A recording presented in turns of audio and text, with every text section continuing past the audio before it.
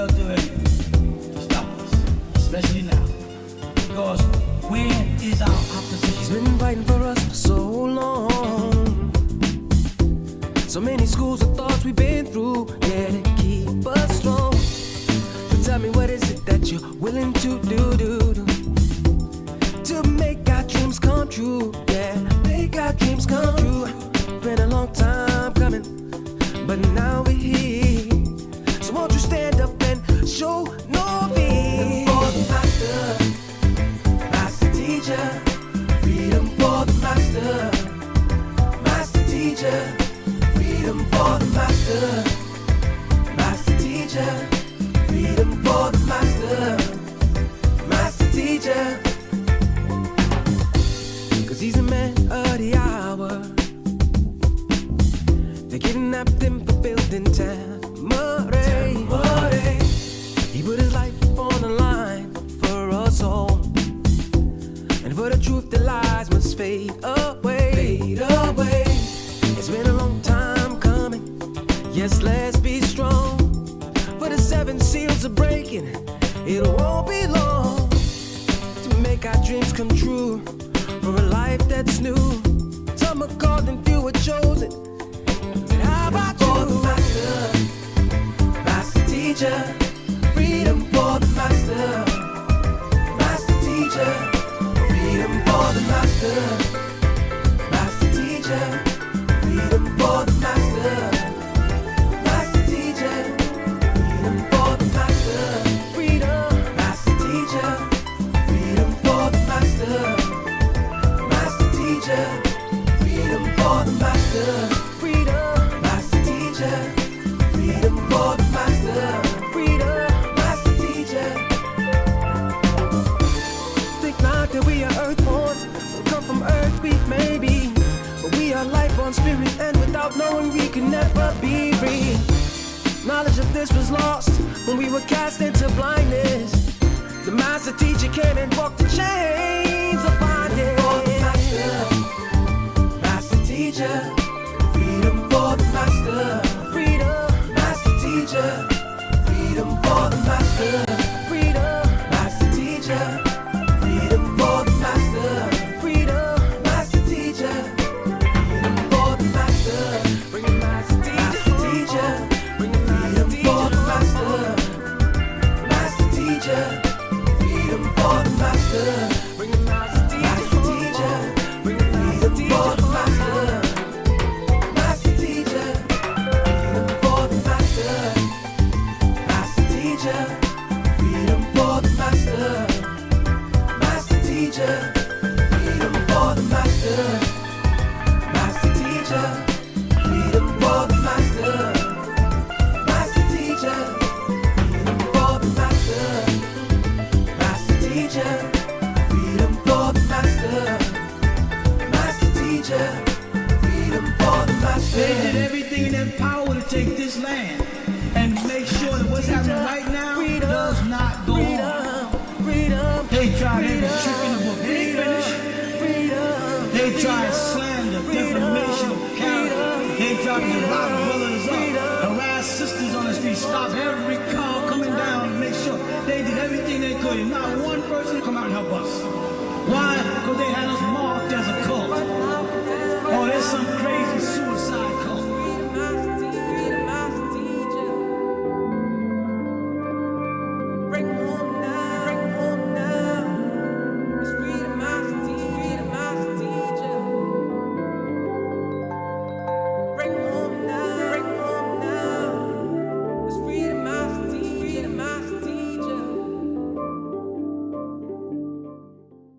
There's a concentrated effort to stop it.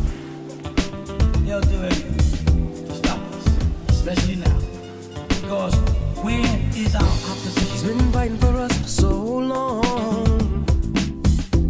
So many schools of thoughts we've been through, yeah, to keep us strong. So tell me, what is it that you're willing to do to make our dreams come true? Yeah, make our dreams come true. Been a long time coming, but now we're here.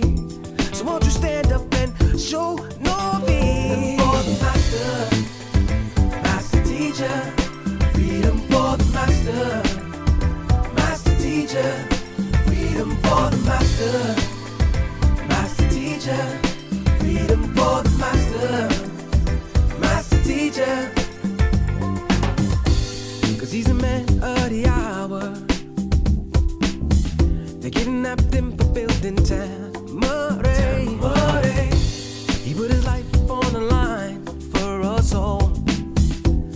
For the truth that lies must fade away. Fade away.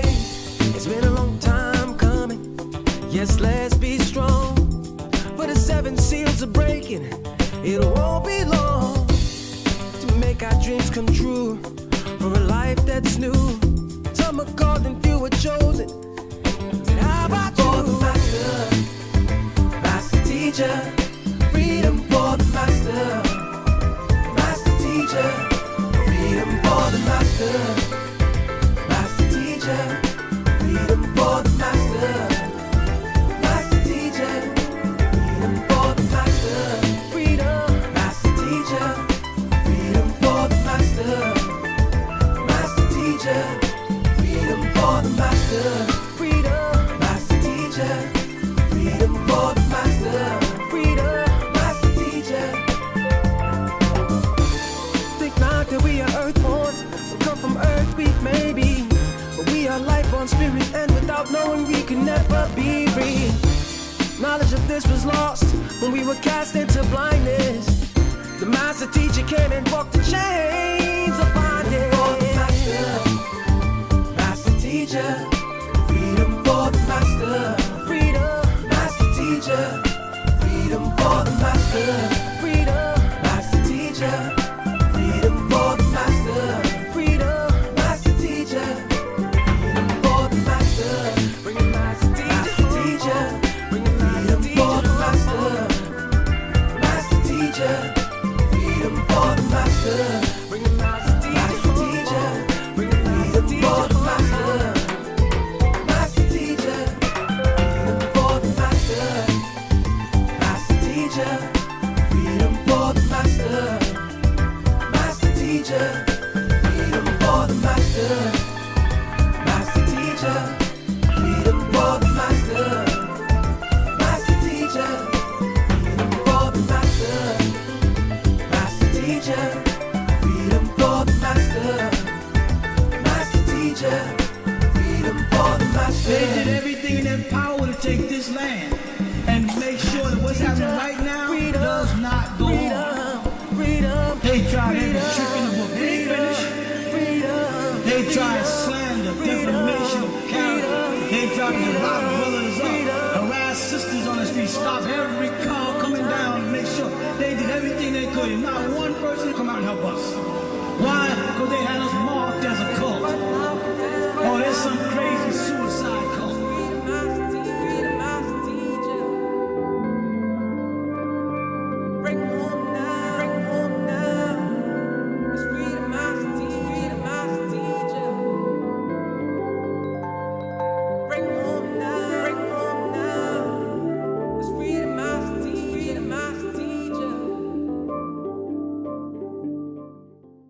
There's a concentrated effort to stop it. They'll do anything to stop us, especially now.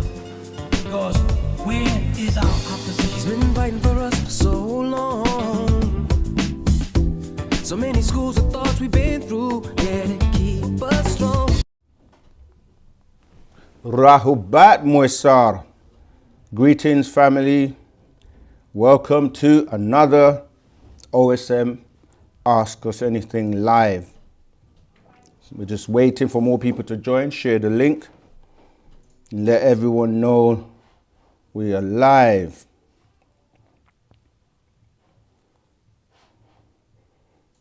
Tell your neighbors, the cat, everyone, let them know we're live, okay?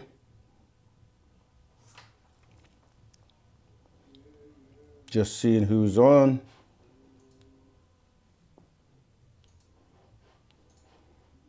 Oh. Our usual family already online.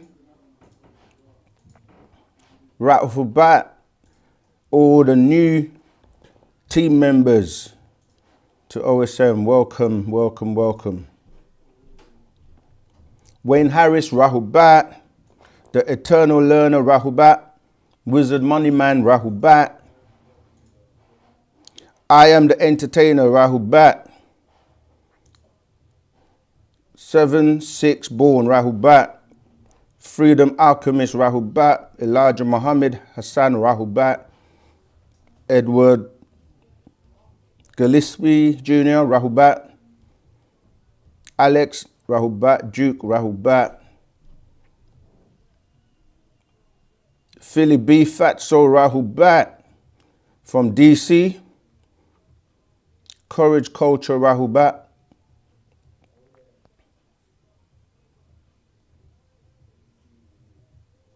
Liz is chosen, Rahubat.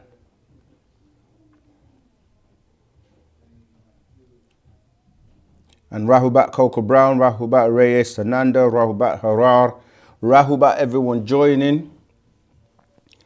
Yeah, let's get it, let's get it. Let's let the world know we're here. Student teachers of the Master Teacher Partner Babi Anun, Dr. Malachi Z.K. York, the one and only. The Master Teacher, the Master of Heaven and Earth. Rahubat to everyone. Rahubat Satak Nakti 8796, Rahubat. Lennon, Rahubat. T. Lennon, Rahubat. Delilah, Rahubat. Simon Stern, Rahubat, Rahubat, Rahubat. It's always a pleasure and an honor to come before you, to share the message of Wu-Sabat.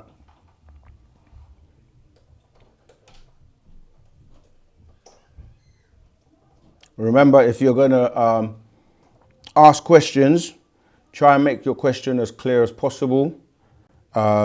If you're coming from any of our scrolls, reference the scroll, the page number, so we can get straight to it and help you.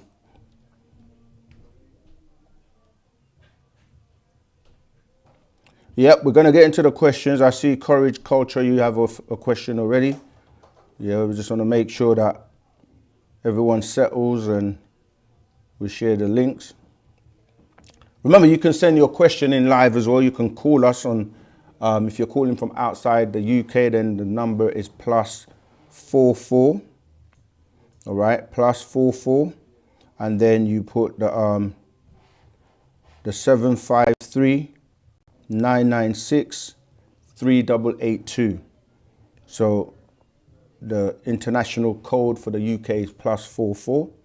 Then the number is 753 996 3882.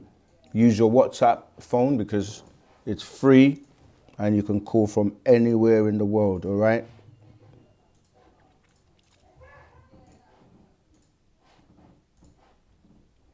MCCG7BP, Rahubat. Draco, Rahubat. Sia Bonga Vilkazi, Rahubat. You can do your part. Just send a link. Let everyone know we're live. Let's share this good news of Wu-Sabat. Rahubat Sakham Sanant Manthu Hatap on YouTube. Rahubat, my brother. Always good to have you. Helping out, answering questions in the chat. Rahubat. Sia Bonga, Rahubat, MC, Rahubat. Okay. Click the like button, everyone. That's how you help us.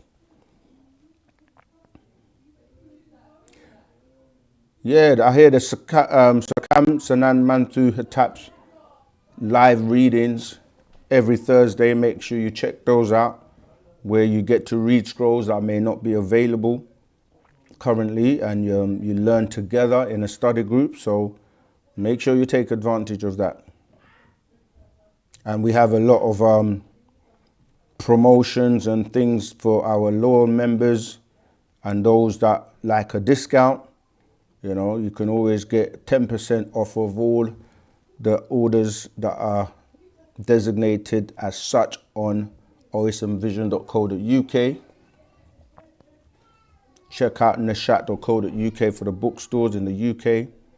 And also our official worldwide site, unitedsabiansworldwide.com. All right, check that out. Of course, we want you to become a channel member.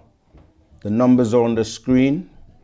If you want to join our official Telegram group, you can scan that QR code. If you want to call in, you can use the number that's also on the screen.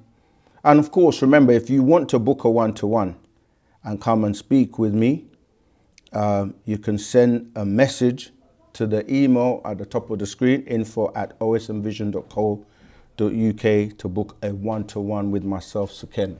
All right.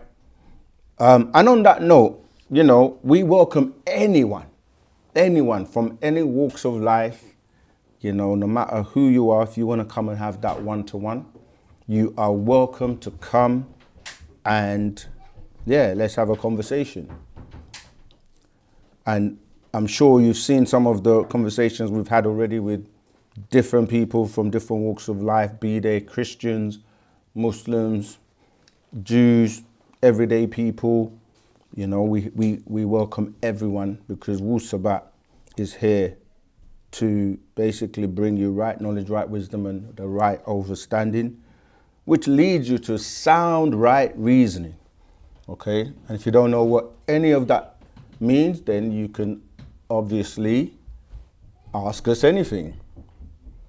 Sky Eagle Media, Rahubat. Soul Dad, Rahubat.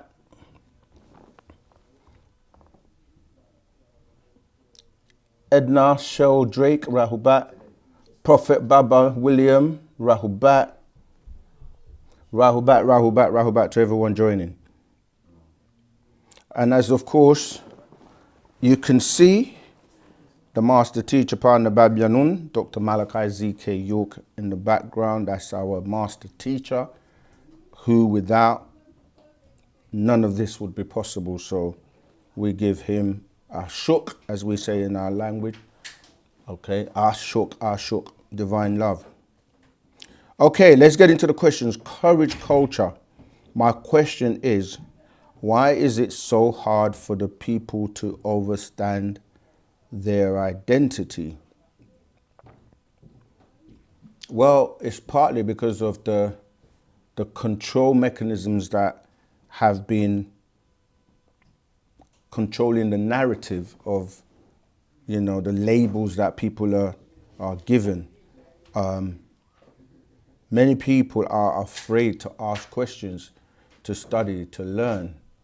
And there's nothing wrong with that, because everyone learns every day, because the one constant thing is change. So if you're changing, you're evolving, you're learning new things, and you're gonna ask questions about things you don't know so that you can learn. But if you've been programmed from a very young age not to ask questions, then, or that if you do ask questions, you're a troublemaker, or you're blaspheming, or you're doing something wrong, then you're gonna be kind of like reserved to ask questions. But in order to learn, you have to ask questions so that you can get the information.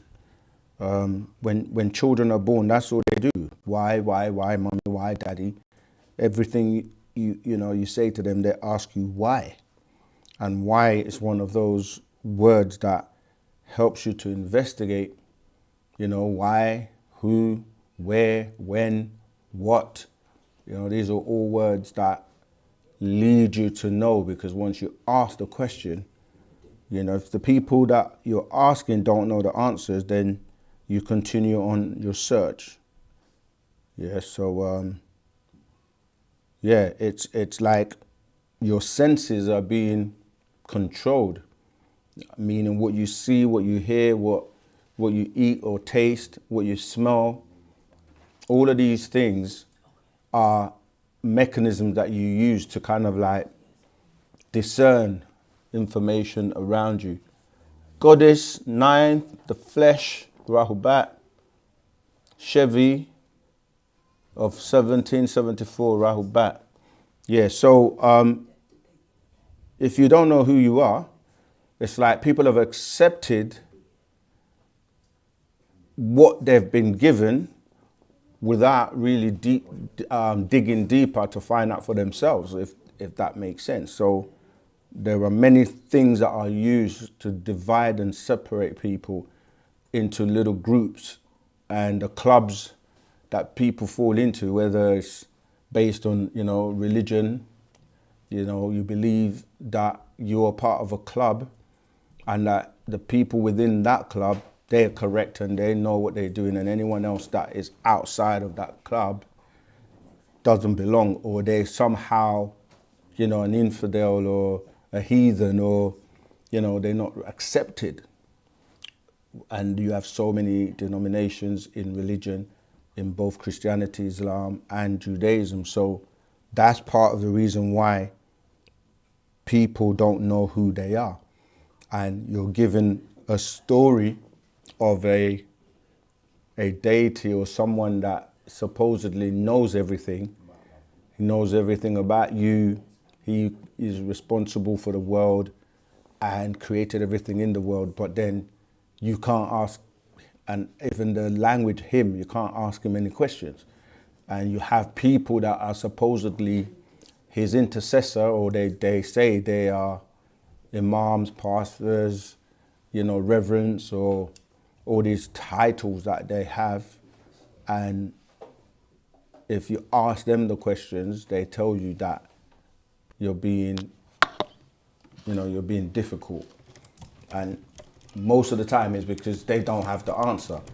So you're told that you're black, you're told you're white, you're told that, you know, you're told all sorts of misinformation, and until you actually wake up for yourself to go and do the research and find out, then you're not going to know. It says identity. So the I is you, the 9th letter, of course, of the alphabet. Number 9 is a very significant number because the highest number. Rahubat Zamatat. Rahubat Zamal. Okay, Athir Antat, or Kayef Athir Antat. Anunnaki Wawe. Tua. Pafef Kawun Firmul. Tua. Tawatat Zamal. Antat Athir Afur. So, what do you have for us today? Well, it's funny because I picked up this scroll, Division. It's Partarak.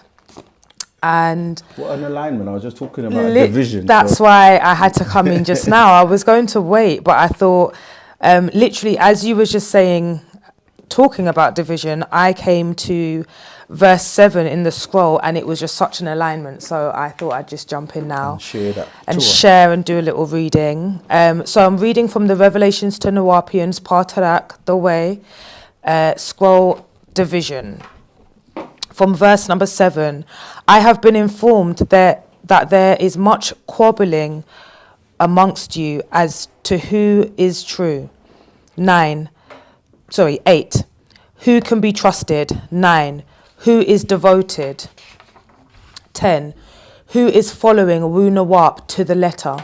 Who is changing my words to yours into their own words? Who is trying to explain and interpret my word their way? 13. Yeah. Who is trying to mix old schools of religion with what you hold now in your hands as wu-nuwapu? Some who claim to speak for me, some who claim they know what I wish to say, some who claim they know what I plan for our tribe, some who pretend to be of us, to use you to profit from, some who come seeking lust from our tribe.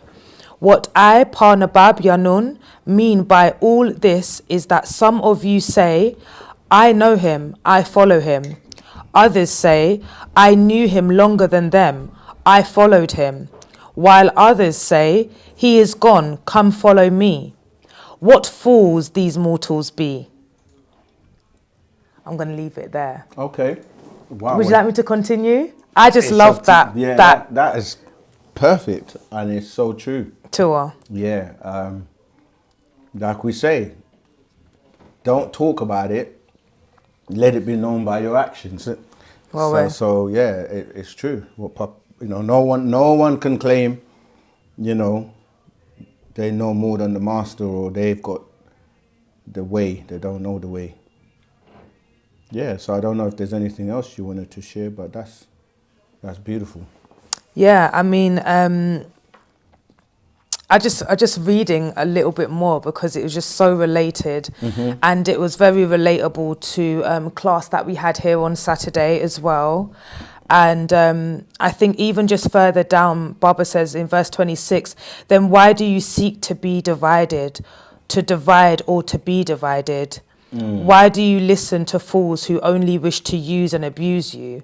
And I think sometimes we get distracted from the actual word. We have everything here. We have Patarak. We have exactly what we are supposed to do.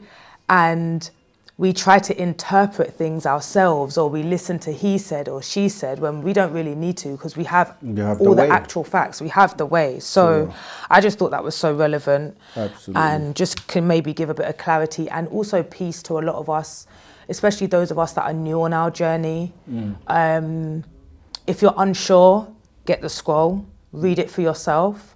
How it reads to you, it will always read different to somebody else because it will be based on their experiences.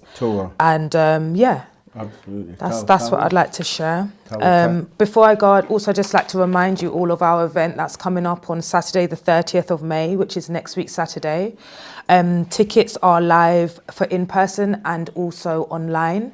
It's an each one teach one workshop. This is part one of our workshop. In this workshop, we will be discussing and exploring plant-based milks, smoothies, mushroom hacks, sauce hacks, dips for salads, and essentially just starting us on a transition to maintaining healthier lifestyle. So yeah, if you are local, please come down, grab your ticket, join us. We'll have some giveaways, food, cakes for tasting. And it is an each one teach one course. So if you have something to share with us, the idea is that you come, you bring what you know, and we work together to learn together. And as we go along on the workshop, we'll be learning more. So part one will be based on these topics, and then we will elevate to household, learning how to make some household stuff to keep ourselves and our children safe when we're cleaning, and skincare, and so it's going to be good. So part one starts on Saturday the 30th of May, 3 p.m. to 6 p.m. in store, or 3 p.m. to 6 p.m. online. And it will be nice to see. The QR code is on screen right now, so you can just scan that so you can get more information. The numbers on the screen for calling in today if you want to ask any questions about that. The Telegram group is there where we will be posting the flyer and the different details regarding the event. So make sure that you lock in. This is really important because we speak to many people who are transitioning, from eating flesh, eating things with parents, to going more vegan or plant-based. So when you are doing that for the first time, it's good to be around people who have already walked that journey, so we can share tips. Like we say, there are many things that you have to break in terms of your mental habits, and just like if you snack a lot, like what's the healthy alternative? Instead of just thinking I can't stop snacking, or I'm saying, even though we know, you should really eat wholesome, nutritional meals, and things like milk and dairy. Like, how do you replace them if you like to do or use things with milk? There's so much that you see that your health will improve dramatically, and then your spiritual being as well. There's so many benefits to transitioning into a much more healthier vegan lifestyle or plant-based lifestyle. So make sure you lock in and don't miss that workshop. So yeah, Tawat Zamata. And Tat Ethia Afu. Okay, so get back to the chat and to the questions and see what we've got. But before we do that, remember to press that like button. Yeah, something as simple as that helps us with the algorithm. Make sure that you comment, you subscribe to the channel, and just be a part of the OSM family so that we can keep you constantly fed with the latest affirmation of Wu-Sabat from our master teacher, partner Babyanu. Okay, so that was the first question. Let's go to the live caller. Okay, they can call back. Reye Sananda, thank you for sending all those shook. And we're just waiting for the live caller to call back. Rahubat live caller, greetings. What's your name, where you calling from, and what's your question today, please? Live caller, Rahubat. The call is real static. Can you hear me clear? Yeah, your line's a bit choppy, but I can hear you. Go ahead. What's your name, where you calling from, and what's your question, please? I have a question for Ken. Let me call her back. Yeah, the line is bad, so we're going to try and call you back because we want to hear you properly, all right? So just bear with us.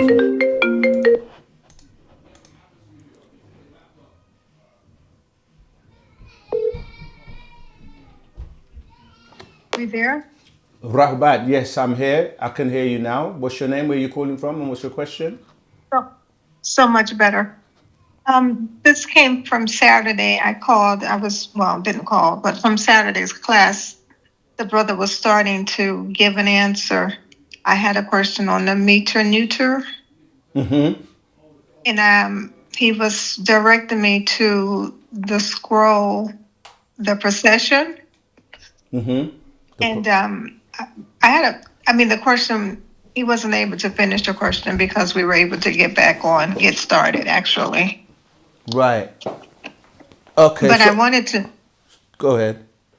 I wanted to know was how a date is the meter neuter in regard to the procession change, or is that something that is like, okay, I guess so what I want to know is what is a reference scroll to the meter neuter? Is it just a procession change, or is there another one? Okay, so what people term, as he may have answered, the metuneta, the word neta is really natir, or the word that became nature. And in our tones, our tongue, we say natar, which is a deity. I'm getting an echo back. But which is a deity they reduce down to gods. So it's the language of the gods, which is dealing with the language that the gods spoke. But they don't really tell you what was that spoken language. In fact, they more deal with the script, which on the walls of Egypt becomes what most know as hieroglyphics.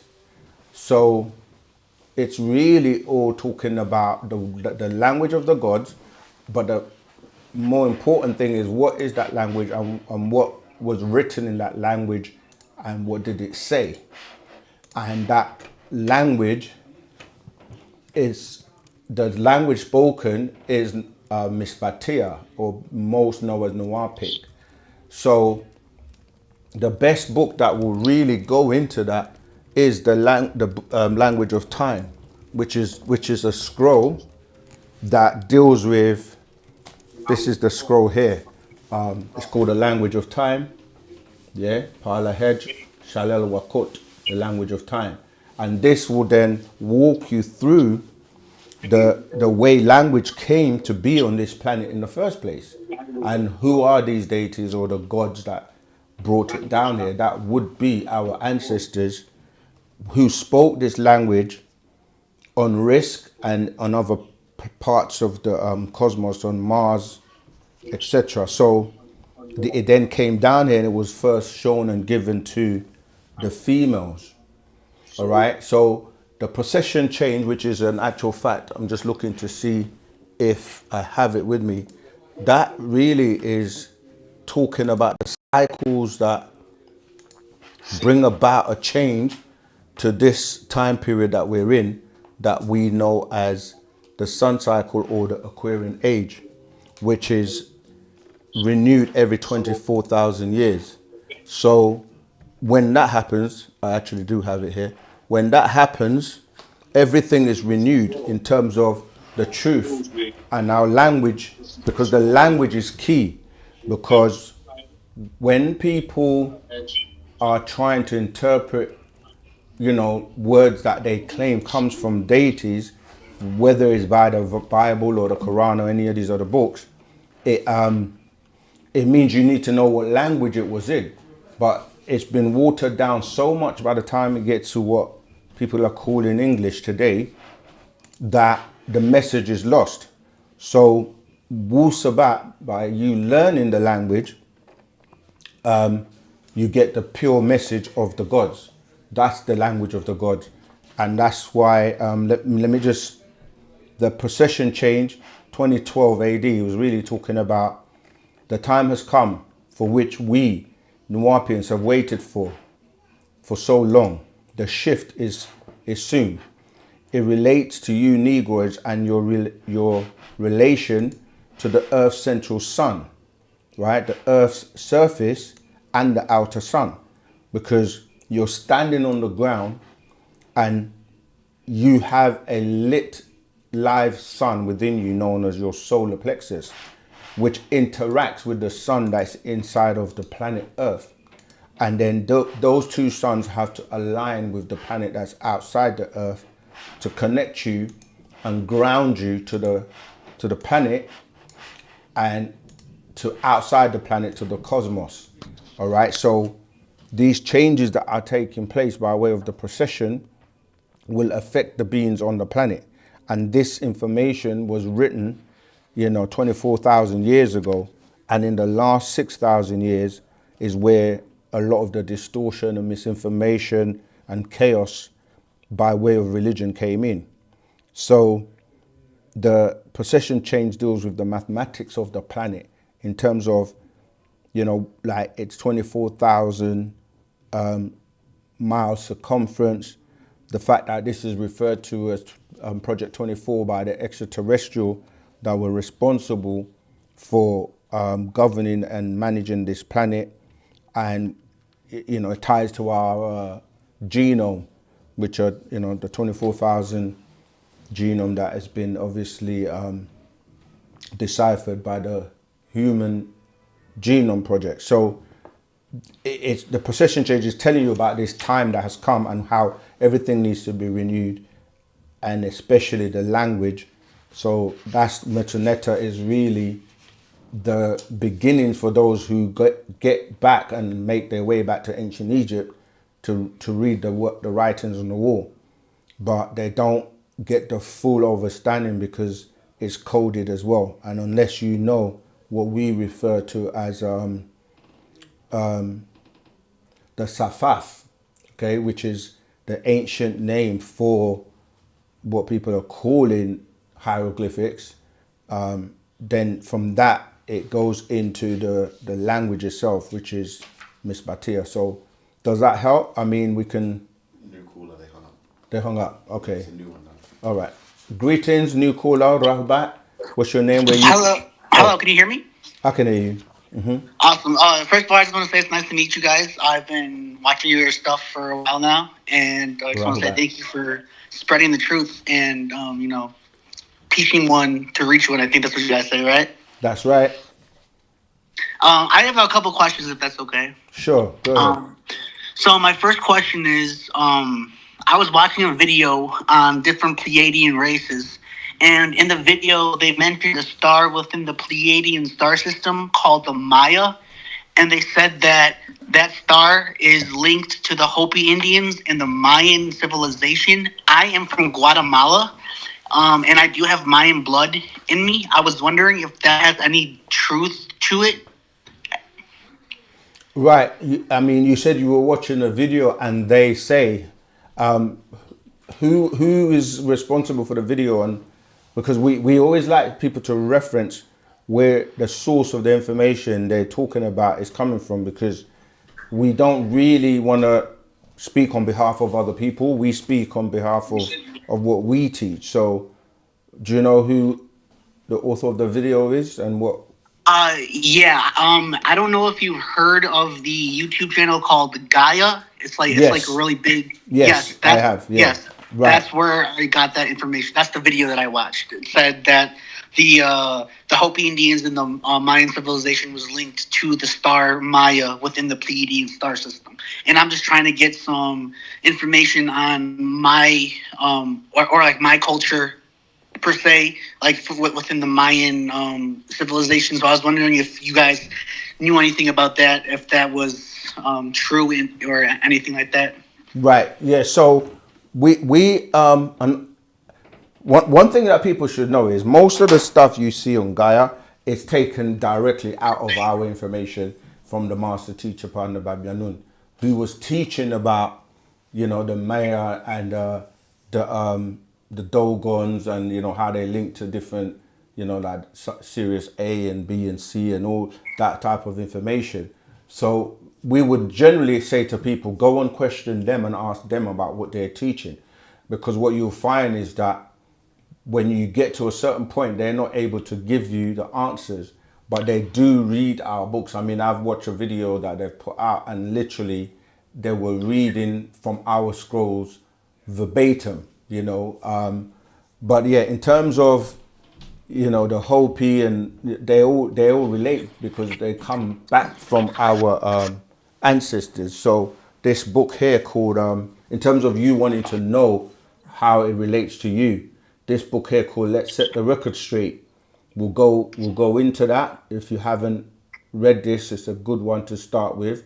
But yes, we do. I was talking about the procession change, which again ties into the Maya's calendar, because when you say procession change 2012, the calendar went up to 2012, and after that it seemed like the end, because people were like, oh, it's the end of the world, because remember that they disappeared. And so we knew that that was only dealing with the procession, because you have many cycles within cycles. So that 2012 marked the dimensional shift, which ties into like this new era that we're in. So let me just read a little bit about the procession so that you can see. I started to and then I stopped, but if I was to read from page 6 on verse 16, it says, it's a wobble or a revolution that requires a little less than 26,000 Earth years to complete. This period of one revolution is 25,920 Earth years. And the wobble motion, right, is, when we say the wobble motion, this is what we refer to in terms of the nutational rate. And it's saying, so the wobbles exist within the precession of the equinox and are known. It is the primary precession of the equinox we're now concerned with in this one. And the planet Earth is Geb, a male, the moon, Aha, a female, and the sun, a ray, is unisex, both males and females, as are the stars Najumat, which each star is a sun and the moon is in fact a planet. And then it goes on to say, like, the era we're in, which we refer to as the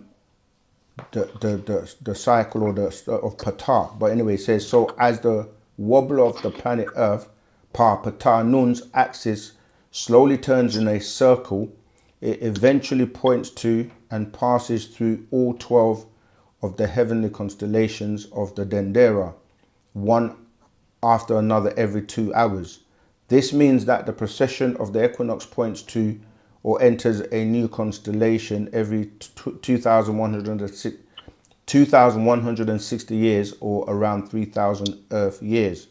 But all in all, what it's talking about, as I said, is this new cycle that we're in, and how it ties in to the resurrection of those beings that are going to make that change, that dimensional shift into this new era. But yeah, those references I've given you will go into more detail about the Maya.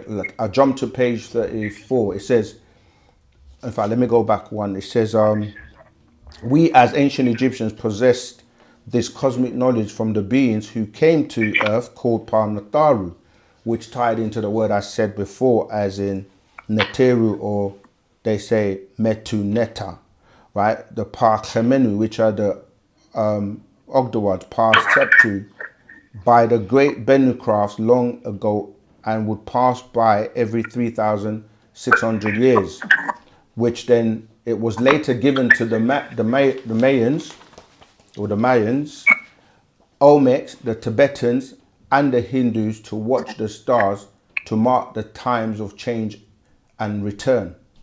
They all learn to record the movement of the procession of the equinox from the ancient times. All respected the Egyptians as children of the sky beings.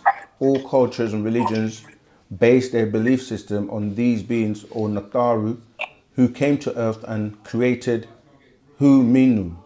They have been called by many names such as the Kachina, the Orisha, the Elohim, the Alihat, gods, lords, and many others. Yet they were all the same beings.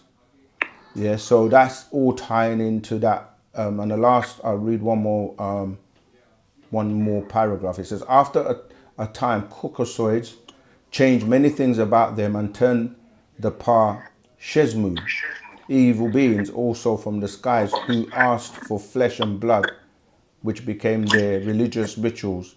Even up to today, offerings, killings of animals of the El Shaddai, Ashadid, the Mighty One, Eloah, Allah, Ilah, God or gods, and their messenger.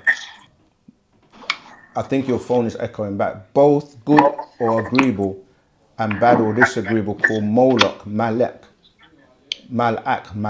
angels, their spirit helpers, ghosts, which later became known as Holy Ghost, spooks, angels, from the demigods, their offspring of Chabetu in Egypt, born by mixing of the seeds with the beings from the skies and mortals. Most turned out evil and offered blood to these flesh-eating gods, as you read in their Bible and Quran, and blood and heart offering in South America. So this is where it ties into the by the Mayans and their likes.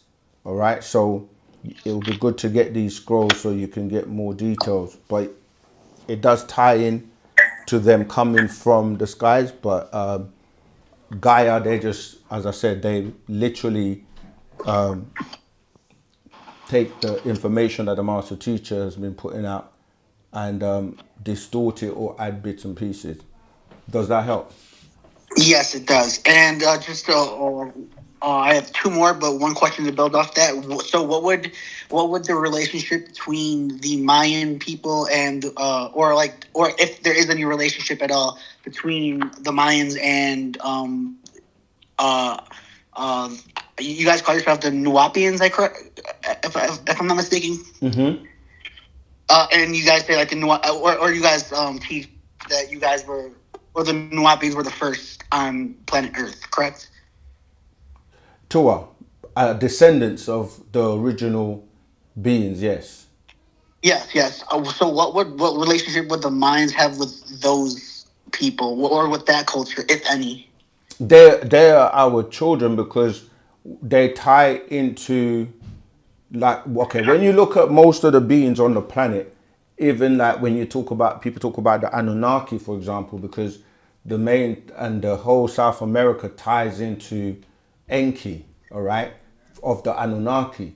But the thing is that everyone that came to this planet had to use us who were already here as the beings that were already developing naturally by way of natural nature as we came, by way of the planet. So those beings we refer to as, it depends on which culture you go to, but we refer to them as Ptah'ites, okay? Which in ancient Egypt became the Ogdoads and then the 9 Enneads. And then other beings that came here, they basically had to graft or mixed in with us to produce hybrids. So when you look at the beings that are referred to in the Bible of 6,000 years ago as the Adamites, but you had other beings prior to that who were dealing with a being called, they also refer to them as Adam and Eve, because the Adam and Eve stories are taken from genetic experiments that were being done. So the 49,000 years ago, where you had someone known as Ptah, right? Ptah and Anat, they had a child who's known as Nekeba or Hawa, which means mother of all living. And they were from those Ptah'ites. But then you also had the being that they call Adam, or 49,000 years ago, not the 6,000 years ago Adamites, right? that being, he was a Hindu being, as I read, right? And he came from two parents known as Atum and Lilith, right? Lilith, these beings, they were residing in what people called the land of Nod. So the two of these parents produced a new being. So when extraterrestrials came to this planet, they always had to take something that was already here and then mix their DNA to produce hybrids. Like when the Anunnaki came, they also had to produce a being they refer to as a primitive worker or a Lulu Amilu. But that being was taken from the Pata'at that were already evolving. And when you start to look at the Anunnaki, you have people like the scientists. So you had Ninti, you had Nagao, you had Erishkigal. They are the ones that they were the scientists, and they mixed in with those Pata'ats that were already here to produce the Lulu Amilu. And so when we get to like 6,000 years ago, when the beings from Arcturus came here, the Pleiades, they did the same thing. But of course, they were grafting, again, beings to be food and to be, basically to be slaves as well. So that's where the word, when you go into like read, that's why I was saying in the beginning about the language, right? When you go into the Sumerian doctrine, where you're reading cuneiform, and that is also another script of the language Misbatia or Nuwapi. And in that, they refer to that being as an abd, okay? Abd meaning slave, and that became the word in Arabic later on, which we say Abdullah. And when you break down what the word Abdullah means, it turns out to be a slave of Allah. You see, so I'm saying that to say we have a scroll called 18 plus 1, 18 plus 1, 37 genes of the mitochondrial DNA that goes more into detail of what I'm talking about. And so, yeah, so the relationship is that they were our children. And Enki also went to Africa and mixed in. I remember Enki being an Anunnaki, and they were in Mesopotamia, or what people call, ancient Iran, Iraq, that region, whereas Africa was separate. So Enki actually went into Africa and also mixed in and took wives. And this is how those children came about. So by the time you get to the beings in America, if the Pata'ats literally, they walked over, because at that time, it was before the continental drift. So they could literally walk from Africa to America. It was very close. But with the continental drift, they ended up on one side as those beings referred to as the Olmecs in America. And then you had the Chinese, right, who came over on the Sheng dynasty, and with a being known as Hu Sheng. And then they mixed in with those Olmecs to produce what people called, they were the Native Americans. But then when those were produced, those Chinese mixed in with the Olmecs, then when you had like what people call slavery, and you had people like the Europeans coming over, all right, like from Europe, they mixed with those. This is where what we were calling the Mayans, and those are the originals that came from those hybrids, and so they're related in that way. But then they produced these children, which became known as the mulatto, okay? Because the mulatto were these Europeans now producing offspring from them. So to answer your question, like every other place you go on the planet, the original indigenous people would be from the Nagaru. And so that's how they tie in. So everyone ties in to us as their children, because even with the Adamites, you still had to take the blueprint of the genes or the DNAs that were already on the planet, and then produce an offspring from that. You see, so it's a big story. But those books I mentioned, like Let's Set the Record Straight, The Procession Change, 18 plus 1, 18 plus 1, 37 genes of the mitochondrial DNA. They go more into detail about that whole situation. Make sense? Yes, thank you. And sorry for taking up so much time. I just had some questions I wrote down. That's Is it okay okay. if I ask? Go ahead. Okay. All right. My next question is about telepathy.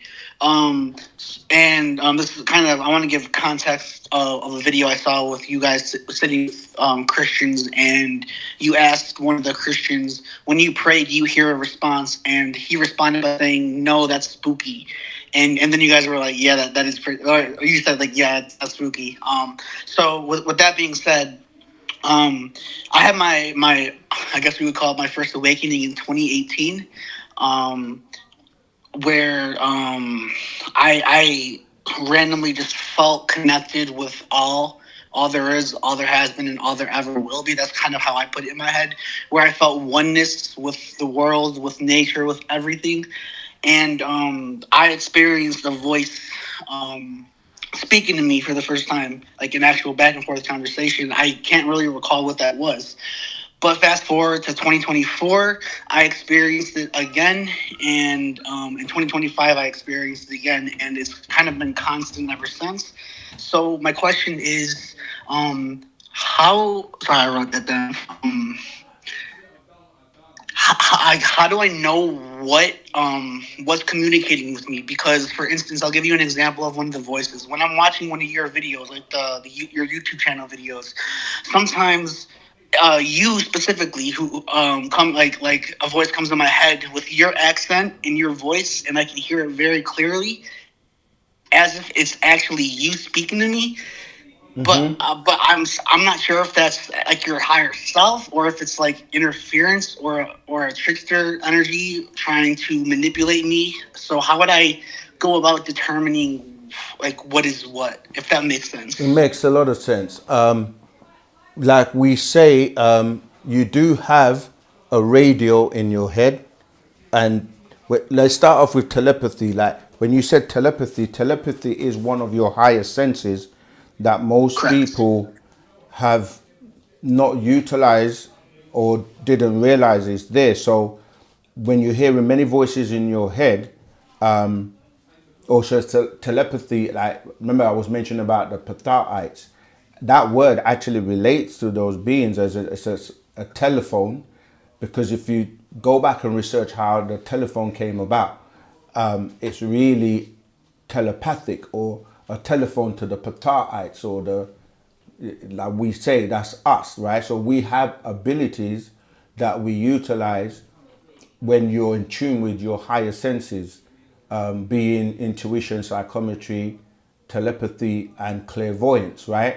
So in the past, we were able to speak mind to mind. That's what telepathy is, mind to mind communication.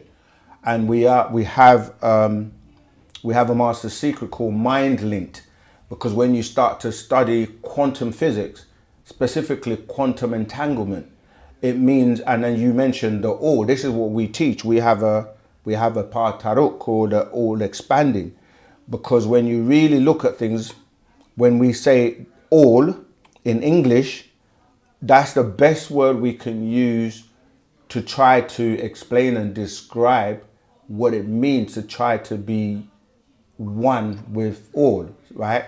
So all, when you say all, it's like you can't take from all and you can't add to all.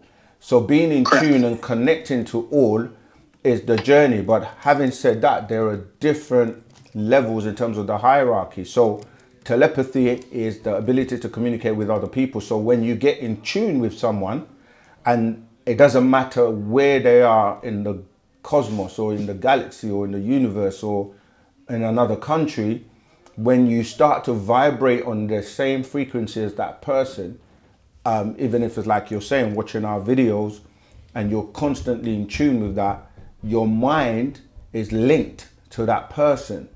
And so none of what you're saying is spooky, because telepathy exists. It's one of the highest senses. You get more in tune. It's like you have a radio in your head, and it's like you're tuning to a specific frequency, like on your, on the radio, you have the dial where you tune in to, I don't know, let's say a radio station is 99.9 hertz, or, whatever station you tune, and once you lock in, you start to receive messages from that station. It's the same when you lock in and tune in with other people. So when I said quantum entanglement, I'm saying that you can be entangled by way of your ancestors through your bloodline. So now it goes into the personalities that you have within you, which are also your ancestors, both agreeable and disagreeable. So we have a Patarak called 30 spirits. And as I said that, it came up straight away, right? So 30 spirits are the voices that you hear in your head. And some of them you can tune into very clearly. And there may be your, I don't know if you've had like your great-great-grandma or grandma or grandpa that's passed away that has been trying to reach you. But in order for them to reach you, you had to be on the frequency.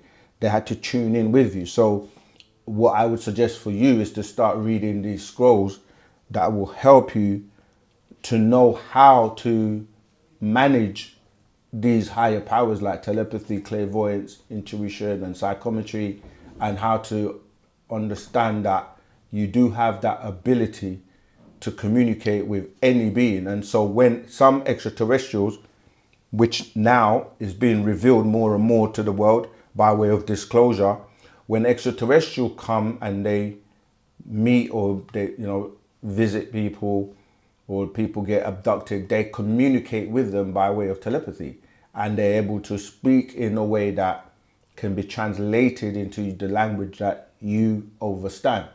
Yeah, so it's all about you getting in tune and being disciplined. And once you're connected to someone, it doesn't matter where they are, you can still have a communication with them. This is why when people are dumbed down or are afraid by way of, gods or like deities in these religious books that try to limit your ability, it's because they don't want you to open your third eye and be able to, do things like that. Like, why would I need a telephone if I can speak to you, mind to mind? So I hope that helps as well. Go ahead.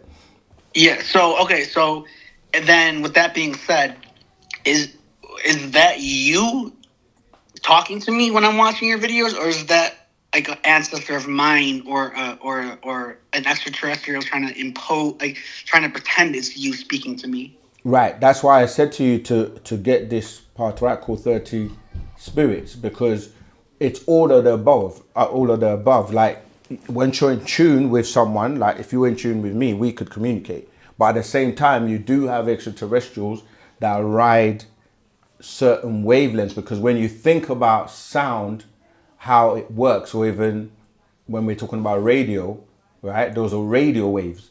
Sound is sound waves. And so if you know how to manipulate these waves, because everything ultimately comes down to touch, right? So there are beings that can interfere, or like I was saying before, when you're tuning a radio, as you're trying to find the correct channel, there are frequencies in between that are not, that you hear a lot of static noise or whatever, but then when you tune into the right one, then you can communicate. But there are beings that ride these waves or on certain frequencies to try to listen in, or to, like, as you say, pass themselves off as, they're imposters, or they're camouflaging. This is why even people in religions and stuff, beings will appear to them in their dreams, or even just through by way of sound to trick them. You've also obviously heard of situations where people commit crimes and they say that they heard the voices in their head telling them to go and do this. And if you're not disciplined and not in tune, they can utilize your vessel to do these things. And then once they've accomplished what they wanted to do, they step out, and then now you're left to take responsibility for something that they utilize your body to do, if you follow me. Yeah. Okay. Awesome. And then I do have two more, but they're really quick. If that's okay. All right, these will be the last two because we've got lots of questions waiting to be. Yes. Okay. Go ahead. So, the first one is the what is called the deep state? Would that be? Is that the same as the Galactic Federation of Light? Are they the deep state that's actually controlling everything in the United States, or just around the world? Because like for instance, there are other channels that I watch that have channelers, Yeah. and a lot of those channelers channel Ashtar Command, and I just don't know if those are if the Ashtar Command like group is trying to push narratives about Pleiadians and ETs, because everything you see is like, oh, Pleiadians are beings of love and light, although you guys explained that Pleiadians influenced Hitler, they influenced Yakub, and which kind of contradicts the beings of light thing. Absolutely, you're right. Again, 100% that the the Pleiadians are what most Adamites meet, because what they do is they come as if, you know, we're all here to help you, but they have a hidden agenda. And so they will teach that kind of like love and, you know, we're here to help, but they're different extraterrestrials with different motives and agendas. And so this is why we say that in learning, again, what you mentioned about the deep state and things like that, these books here, like the you know, these books are called the Leviathan, the Beast, as the Antichrist, right? There are four parts to this. I've got two here, right? These go into that in great detail in terms of how you have things like the shadow government. There are many like series on Netflix, etc., that kind of talk about the deep state, which is about, you have your main government, and then you have shadow governments and people that are within these governments that are really connected to some of these extraterrestrials that are the ones pulling the strings. And this is becoming more and more known. These are things that the master teacher was telling us and teaching us years ago. This is another book called The Luciferian Conspiracy, right? These books go into the question you're asking, because many people don't realize that these extraterrestrials have taken over this planet and have been ruling this planet for a very long time. And it was a plan that has been executed meticulously. And when you say planet, you literally hear plan ET. But people think, you know, we just say these, it's not a play on words, it's plan ET, because certain extraterrestrials have taken over this planet. And in fact, the latest beings that have been in control of the planet are the Andromedans. And this is why they were pushing the androgynous agenda. But you have alliances between different beings, like they will work together for common interest. And now, you know, the other day, disclosure, Donald Trump was releasing files on UFOs, and even as recent as I think yesterday or a few days ago, he's posted, you know, videos with pictures with him and ETs. All of this is something that they're trying to prepare. They're trying to prepare humans on the planet for the revelation that of what we're saying, that these beings, like, they have been infiltrating by way of shadow governments, by way of extraterrestrials that are behind the scenes pulling strings for thousands of years. But it's been hidden in terms of, you know, like people like President Eisenhower was in contact with extraterrestrials. The Roswell crash, there were many things. You had people like Val Thor, who came here, that's the Venerian. You have people like Nikola Tesla. You had Ed Scarlin, if I'm pronouncing his name correctly, who built Coral Castle. There are many. You have many celebrities, whether it was your Elvis, Jim Hendrix. You have so many people that have made an impact on this planet that are extraterrestrial. You have extraterrestrials, or aliens, as a lot of people like to call them, that can shapeshift, you know, reptilians. you have them in every facet of society. So yeah, the Pleiadians, they're very deceptive, if I could use that word, that they come off, even when you watch movies like the series called V, you know, where these extraterrestrials came and they were like, we're going to help humanity, we're going to give you all of these, you know, gifts and technologies and everything. But when you looked deeper, they had an agenda of taking over the planet. But they came as if they were coming with good intentions. So that's what the Pleiadians do. But they do work with whoever they need to work with to achieve their agenda, as other extraterrestrials do. We are here, we are extraterrestrials too, because we have the master teacher known as Partner Babyanun, who is an extraterrestrial. And he's been the one that has been giving us this information since the 60s. And most of what, in fact, pretty much everything he had taught from the 60s till now, with the many books that he published dealing with the extraterrestrials and creation, Mission Earth and the extraterrestrial involvement. Are there UFOs in your midst? The Man from Planet Risk. You know, like there's so many books. Is God an extraterrestrial?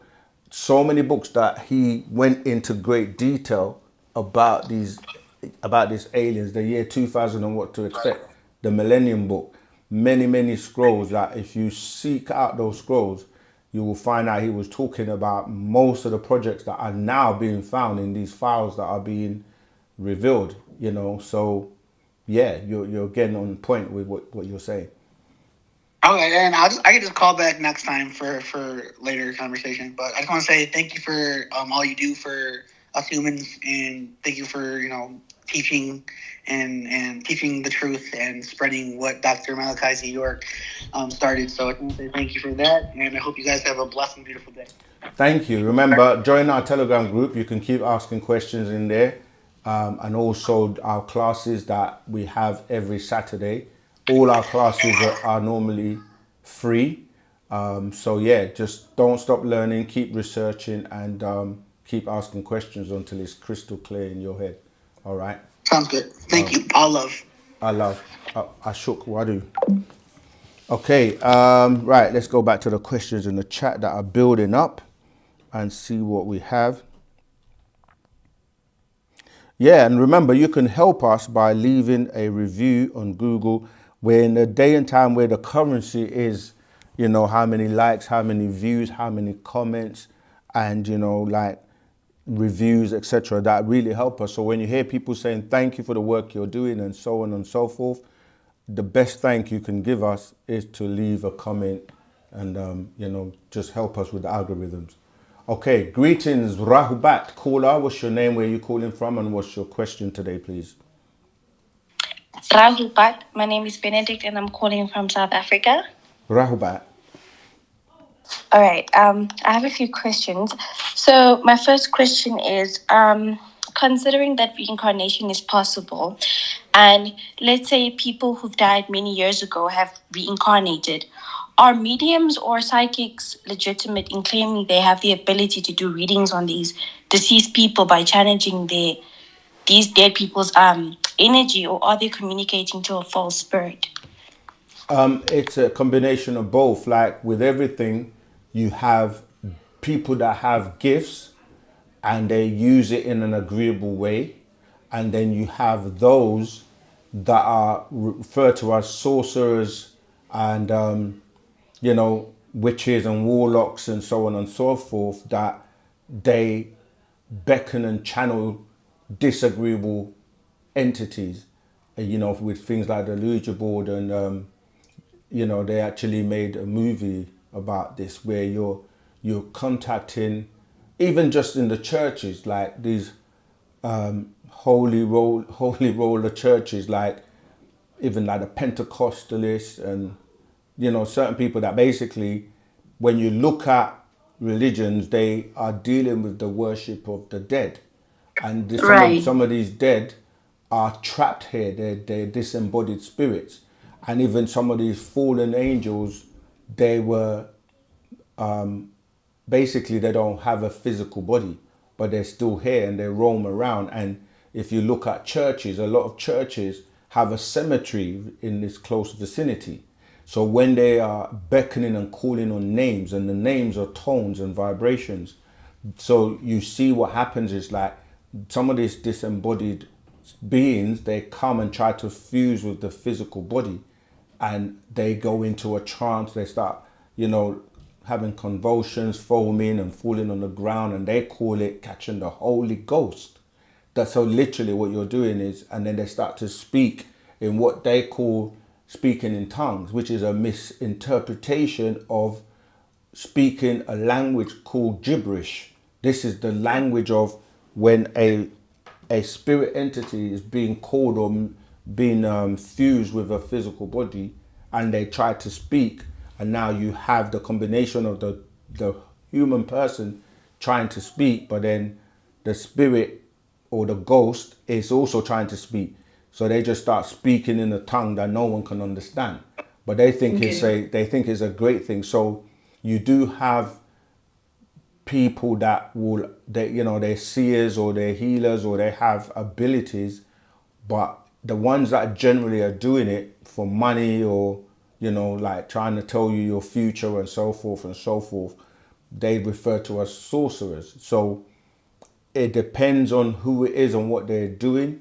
And sometimes, yes, you can have your ancestors that you channel. And in terms of, say, for example, Pana Babyanun, the master teacher, who we refer to as, Avatara, Baba Avatara Yanun. He's an avatar, which means that he's able to receive messages from beings that speak through him. And it's not a possession like what I mentioned before, where people get possessed. That's a possession. A possession is normally where you have no control of what's happening. That's why you're, like I said, you're falling on the ground and you're uncomfortable, and you're speaking and you don't know what you're speaking. You're reacting in a very frantic state, and it's not a good experience. You're speaking gibberish, which they call speaking in tongues, but in the language, the word speaking in tongues is lasan, which deals with the ability to be able to speak other languages, because it goes back to what they're called in Acts, when he's talking about the day of the the day of the Pentecost or something like that, where the disciples were being sent to go and spread the word and were able to speak the different languages. Like if they went to Italy, they would spread it and speak Italian. This is why our master teacher, Pana Babyanun, being a linguist, he's able to speak over 19 languages, because once you speak the root language that was here first, which is Mispatia or Nuapik, is known by many, many names. Because it's the root language, you can see and speak other languages that came from it. So I'm saying that to say that, yes, you do have some people that have gifts that are able to see, like they have visions, and like I said, clairvoyance is like having clear vision. That's one of your gifts for those who you can like see remotely. You can do astral projection and travel and see things. You can travel to the future and travel back. You can travel to the past and travel back. So there are people that have genuine abilities, and you will learn about those in Wu-Sabat once you start to like do what's required of you in terms of like cleaning yourself inside out and studying and applying the knowledge. Go ahead. Okay, so what I just want clarity on is, if a person like many, many years ago has already died, and they've reincarnated, and someone does a reading on this deceased person, is it possible to get accurate information even though the spirit has, reincarnated? I mean, when you say like does a reading on the deceased person, because remember, like if you've come here many times, as most people have, right? Most people have reincarnated on average, as we're taught by the master teacher, at 9,000 times? 9,000 times, right. So there were methods like hypnotic regression is a method where people can be hypnotized And once Right. they're in that state, they can then relay information that's coming through them. You see, so when you say someone doing a reading, that's you can look at that hypnotic regression as a form of a reading, but the person just has the ability to put that person in a state where they're now tapping into, like they can, what I just said, travel into their past incarnations or past experiences, and they're speaking and relaying that information. And normally they get, when they get snapped out of it, then, or they may experience or are going through a horrific experience that they had before, which will relate to them being quite disturbed to the point where, you know, they may have to be snapped out of it, because like it's like when you dream and you have what people may call a nightmare. What you're doing, that could be you watching, you know, horror movies and all kinds of stuff that you've stored in your subconscious. But it can also be that your experience, you're traveling to a different dimension with your essence, but your physical body is still connected, because you have something called an etheric cord that connects your, like when people do astral projection or they come out of their body. So the physical body is lying there, but it is still, the movie Avatar kind of shows you this, where, you know, someone's lying in that tank or chamber, but they're connected to another world, and you can be brought back and then you come back into this world. So they're kind of showing you how, with the right control mechanism, you can be traveling to different dimensions or different realms and then come back, and you may be experiencing something. And when people have what we call nocturnal emissions, meaning like you might just be in your bed sleeping and having a dream, or something that's so real to you, think is a dream, but it's so real because you're actually experiencing that, and then you have a reaction physically, you know, like a wet dream or something, like, because you're experiencing things in the state or another realm with these entities, you know, like Right. we can go into, you know, like succubus and incubus, where these are beings that will affect you sexually, and then you have, like I said, an actual physical reaction. So if it's not real, how comes you're gonna have a physical reaction, if you follow what I'm saying? But yeah, so Right. we don't really encourage people to do that type of reading and go into, like, you know, hypnotic regression, because it can have a major effect on you, because you could go back and experience things that your ancestors and the Natharu were trying to protect you from in this life, where you're here to kind of correct and move forward, so you don't have to keep reincarnating and going through this whole process over and over again. You see, so go on. Okay, a question adjacent to that is, in Wu-Sabat, is it possible to know how many times you've reincarnated, and also maybe what's left for you to learn? Right. Yeah. I would That say makes it is possible, but the only person that could do that right now would be the master teacher, in terms of telling you, or you're not telling you, like. But the point is, that's why we encourage to live in the now, because Right. that's what really exists to you. That's why they say the past has gone, tomorrow hasn't come, so you live in the now, and every now becomes a past.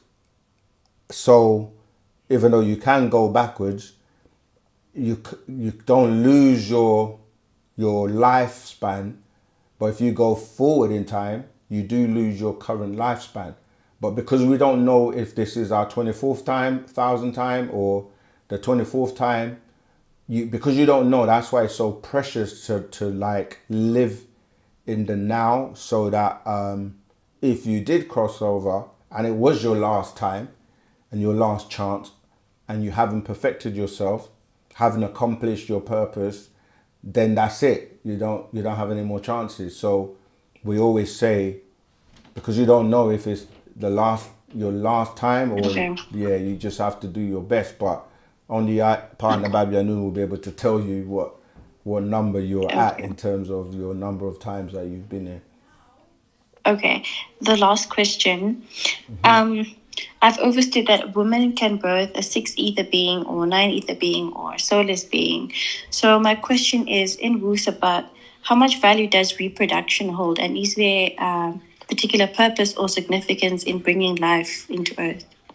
Yeah, it holds a very high purpose, because we know that what you're doing is bringing entities into this world that can be very disagreeable, but you can also bring, the purpose is really to bring about golden children, and we have a part Tarak called the golden Okay. children.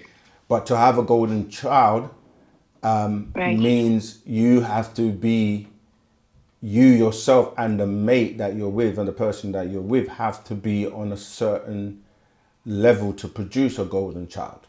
And just golden children are not just through Nagarus. There could be anywhere in the world and through any race. And even if one couple has a golden child, doesn't mean that all the other children are golden children. And then you Right. also have, at the same time a golden child is born, you have what we call the fire children. Fire children. Yeah. So if you are not aligned and in tune, you can bring about a fire child. And Right. these are the ones that will be causing the chaos on the planet. So this is why in ancient times our ancestors knew how to put people together based on compatibility. And that was tied into their Okay. frequencies, energies, alignments, and they would decide, like Right. that person is the person that's right for you. This later on became what people refer to as arranged marriages and so forth, because Right. it was a very specific thing in terms of different blood types. Like, your family both need to know what's the genetic, like issues Right. that traits and so forth. And even to the point where people have things like have children with sickle cell and things like that, it's all due to not knowing if you're compatible, if the blood types are, compatible and so on. People today just get together based on, like what we call designer babies, like the way somebody looks, and they just want to have a child with them. But yeah, we take Right. we take genetics very, very seriously. And yeah, the purpose is really to produce golden children that Okay. to be touched, to be, utilized in terms of what we need to accomplish in this 24,000 year cycle. Okay, because I remember watching a video, and you mentioned how only from around the year 2000 to 2000 and something was the only time golden children were ever born. 1973 So it's not to limited to that. 2003. Sorry? The time period is 1973 to 2003. Right, exactly. So, golden children being born that time is not just limited to that time. They can be born even now. No, I mean those were specific children because Okay. when the reason, even though we say 2003, because it's really the year 2000 where the new cycle was to begin, and Right. the three is because of the wobble in terms of having to account for the 3 years that the Philadelphia experiment brought about. You see, so time is running in different, like we were reading, different cycles. Now, the term golden children can be used loosely to describe children of the sun, because the gold that we're Okay. talking about is the sun, and the fact that Nagaru's melanite children are the children of the sun. So that term is generic in terms of referring to the sun children or people of the sun. So you can say they're golden children. But the specific children that we're talking about that were to be born in time to bring in the new 24,000 year cycle, they were Right. born for a specific purpose, where the master had to touch them to activate them, because when we're talking about the master teacher and we refer to him as Malachi, if you go to Malachi chapter 4 verse 2, it's talking about the Son of Righteousness, and it's S-U-N, not S-O-N, coming with healing in his wings. And these golden children would be his assistant in terms of Michael and his angels fighting against the dragon or the draconians and their angels, which are really their fire children. And so this war is going on now, physically, spiritually, mentally, etc. And what is going to come at the end of that is the removal of these Adamites from the planet by the year 2030. And that's what's happening as we speak. Okay. Thank you so much for answering my question, Ashok. Ashok, thank you for calling. All right, let's get back to... We've got another caller. Just one question from Instagram related to that. Tua, go ahead. It says, how would you know if the blood is compatible? Because you can go and do blood tests. Most people today, you know, like you got A, B, O, and then you have whether it's positive or negative.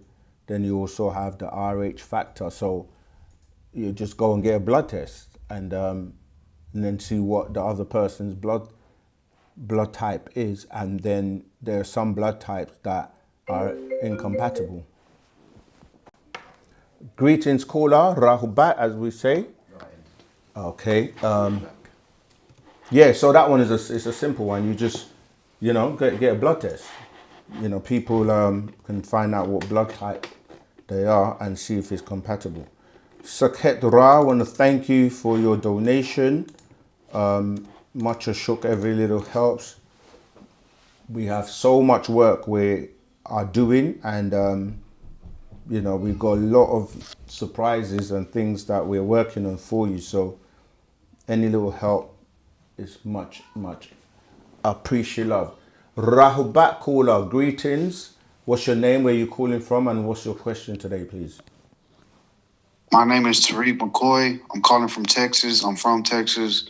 And my only question is, I want to know, when we die, we shouldn't be buried in a casket 6 feet underground. My theory and my take on that is because I feel it's an entrapment. And my question is, when we die in the human body, what should we do with our human body? Should we do anything with our human body? Bury it, cremate it, or just, what is your take on what to do with the human body after it dies? Tua, thank you for the question.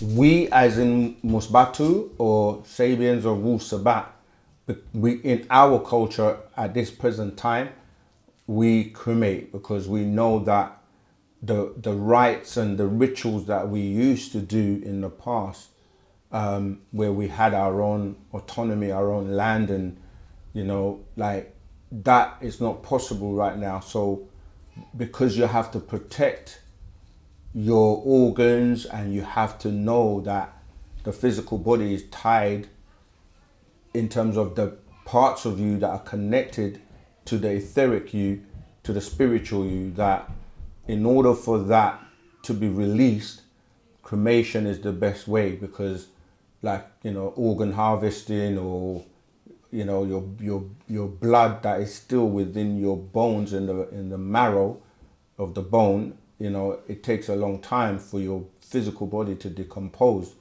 And if you're actually protected in, as you say, in a coffin and then you're buried, and it takes a long time for you to be released. You're still tied down here and pulled down here by the lower vibrations. Yeah, so that's what we do in Wu-Sabat at the moment. Once we're in our own environment, like back in ancient Egypt, there was a process where the major organs were removed and they were protected, and then your soul and your essence was, through a ritual called the opening of the mouth ceremony, was channeled as energy back to where it came from. Whether it was the Orion star constellation or Sirius, you would return there so that you weren't trapped a lot of beings now are trapped within the Earth atmosphere because they haven't Yes. learned how to be released or to go further back into the higher realms. And that's the part that I really am stuck on with spiritual and everything is when my body dies, I do want to cremate it, but I don't want to cremate it in a box where thousands of others have been created, because I only have this theory that when I'm put in that box and set on fire, of course I'm dead. I won't feel it. But just the thought of it right now alive, I feel like that is still entrapment, because you're being placed in a box with thousands of other bodies, where thousands have other bodies have been placed and burned. So I feel like souls are trapped in that box, that cremation box. No, That I feel. souls are not trapped in there. And again, I know you're saying I feel, and that's, you know, what you feel, but the actual science of it is that, you know, you are being released in the sense that once energy, your energy composed of obviously different vibrations that are held together, or different frequencies that are held together based on different nutational rates. So your skin suit is what actually gets burnt, because you can't burn the spirit, or you can't burn the soul, because Okay. those are not composed of the materials here. You see, so it's the physical body that is composed from the environment here, and that's why that can be burnt, because it's almost like your other essence is light, or you know, it's like you can't burn Okay. fire with fire, for lack of a better word. Yes. But the physical you, like, that is composed of the, you know, the bones and the flesh and all of that is from nature. So that can go back to nature, and then that's why you can release the essence that can't be burnt to travel and continue up to different higher realms or vibrations. Awesome. I really appreciate talking. I really enjoy talking with you. Going over these spiritual understand, not what I understand. Just, you know, just I really appreciate the talk, man. I really do. Thank you. Sequin, is that how you say your name? I don't want to be disrespectful. That's I want to make sure I'm correct. saying it correctly. That's correct. That's a proper tone. I mean, people do say Okay. second, but you know, that's a very good point, because this is the question that, you know, in religion, when they say that Jesus died and rose again from the dead in the third day, and he came out of the tomb, is like, when you start to Yeah. deal with a spirit, it's like, if he was a spirit, then it wouldn't need the tombstone to be rolled for him to come out. Yes. You know, so Out. right. So, and then Man, I love talking with you. You break down everything. I love talking with you, man. This is awesome. thank I'm you. glad I found you. Likewise, I mean, we found each other. Wu-Sabat found us, and now we're gonna go and find others. And I think, you know, that's the best one can do, is to share the truth. The truth shall make you free, as they say. Yes, sir. It does. It will. It does. It has. It's set me free so far, and I'm learning more and more truth. And I've discovered you recently, and brother, I really enjoyed talking with you, man. I hope you have a great rest of your day and everything, man. All blessings be upon you, man. I really do appreciate you. Thank you. Thank you. Yes, Likewise. sir. All right. Like we say, All I right. know English words are, when you Yes. say bless you, you don't realize what you're really saying is be less. But Oh, I've put, yes. I'm sorry. I'm sorry. I'm sorry. no, it's Excuse me. cool. I'm just I'm just. sharing, because sometimes, you know, I fully understand where the sentiments and your intentions are coming from. So it's all love.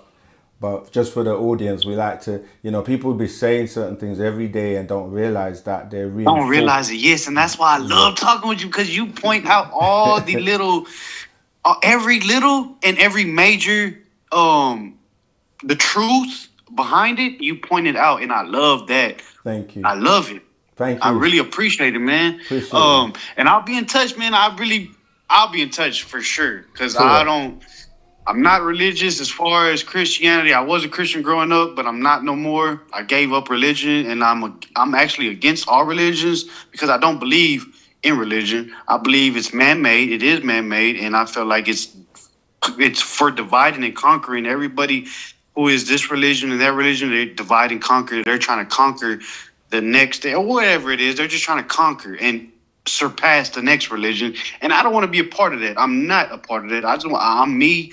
I'm our creator's creation, and I'm gonna go out in this world and point people in the right direction. Let people know the truth about things and not lies. Yeah, we're living in that era now. This is the era of truth. So, you know, whether people accept it, like it or not, it's the era of truth, and all lies will be exposed, and they're gonna just perish. So, get in tune. You know, like we're living in that day and time, and as shook as we say all the time.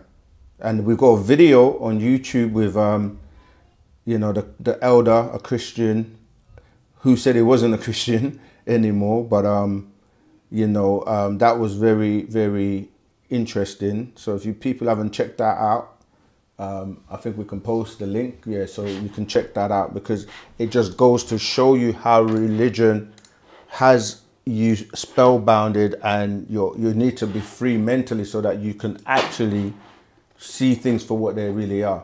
And check out class. There's a class I'm doing this Saturday called Reality. Reality, okay. Yeah, all right. We'll post the links. Join the Telegram group if you haven't done so. That's where we always inform everybody of what's happening next in terms of classes or whatever. So I appreciate, love you, brother, for your questions, and we'll speak again soon. All right. Yes, sir. I appreciate it. Love, brother. Talk next time. Tua. Wadu. Okay, so let's get back to the questions in the chat. You got another donation. Oh, wow. Okay, I want to just thank everyone that supports us. Carla Walker 4989. Appreciate, love you for the donation. Rahubat Moisa, I was wondering if a person took the Fauci ouchie, can you still make it? Yes, you can. That's a really good question, and let me explain what I mean. Like, there are always, in terms of extraterrestrials and technology and our ancestors, you know, like if you're chosen, if you're one of the chosen ones and you're to make it, you will make it, because they have technology that supersedes anything. So they can give you and repair you in any way they choose to if they have chosen you. So, but it depends on what you mean by make it, because make it to what? And but like in terms of, you know, like for example, your tonsils and your appendix and certain body parts that when they have a problem or they erupt or whatever, like they just remove them. But if they really fully understood what those body parts were for and used for, they wouldn't just go, just remove it. Because those body parts actually relate to your higher abilities, the ability to, for example, to be able to levitate, you know, the ability to breathe on the water, and certain aspects of your nature that these parts were utilized for. But of course, if you lost one, it can be replaced. And every body part you have has a counterpart, which is the energetic part. So for example, when people may lose a limb, say their hand is chopped off, the part that is missing, it still has the energy or the etheric part, which is non-physical. So even though you may be amputated to here, you notice when they give you, what do they call those robotic hands? Not synthetic. The name escapes me. But then you just put it on, and because of the nerve endings that are still in tune with that etheric part or the spiritual arm, you're then still able to move, because, you know, your unseen hand is still there. And if you were to do something like curling photography, which is able to take a picture and show you your aura or show you the electromagnetic energy part of you, you'll be able to see that it's still there. So the ancestors, Panatharu, are very advanced. I mean, you're talking about beings that are like 100,000 light years ahead of us. That's how highly evolved they are. So nothing is impossible for them, you know. So yes, you can still make it. Because your question, Carla, was, I was wondering if a person took I know what you're talking about, the Fauci ouchie, as you put it, can you still make it? Yes, you can, but you have to be highly favored. All right, so we have another caller. Greetings, Rahubat caller. What's your name and where you're calling from, and what's your question for today, please? Greetings. Hi. How are you, Second? How are you doing? Doing my best, thank you. How are you? I'm doing the best I can. Well, you're speaking to Mike Marco Francis calling from South Africa. Greetings. Yeah, so I have a really complex question. Hopefully you will debug it for me. So my question would be like, I tend to be corrected. So far so good. I've been listening to you, and then you were saying that Christianity has more than 2,000 years. 2,000 years. So my question will be, in Christianity, as we look at Christianity or we look at religions in those 2,000 years up to date until now, they haven't managed to secure or to publish what they really stands for. I'm talking about peace. I'm talking about healthcare system, educational system. So if Wu-Sabat has to be given a chance from now to, let's say, 100 years to come or 1,000 years to come, if everybody have to come to Wu-Sabat, how do you think and how do you see Wu-Sabat overcoming the system, the healthcare system, educational system, all the systems that we are living under? Do you think as Wu-Sabat, do you have the capability of, or keeping the world going in a way that everybody will be at peace and harmony and all of that? Can you please debunk that for me, please? Sure, absolutely. The thing is, we lived like that before. Like in ancient times, even just going to what people call Egypt, this is where all the knowledge comes from. Like when you're looking at a system of living that was, everybody was provided for. And of course, it depends how far back you're going. But when you say religion is not 2,000 years old. This is the modern, what they're calling the, like the New Testament era, okay? Because remember that they say Jesus was born, 1 AD? or not, like I'm saying, prior to the Gregorian calendar that we're using now, you have to go before that. And so you go back 4,000 years before Christ. And that's where what they're calling the Old Testament. So they've got the Old Testament, they've got the New Testament.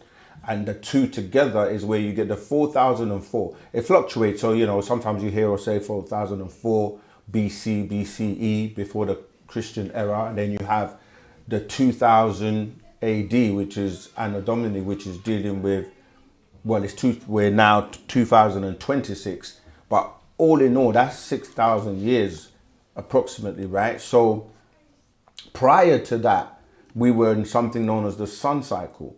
And in terms of when you're dealing with, as you said, health, the kundalini, or the symbol that is used, the medical symbol, the caduceus, that comes from ancient Egypt, because it ties back into, the whole thing about the serpent. And when,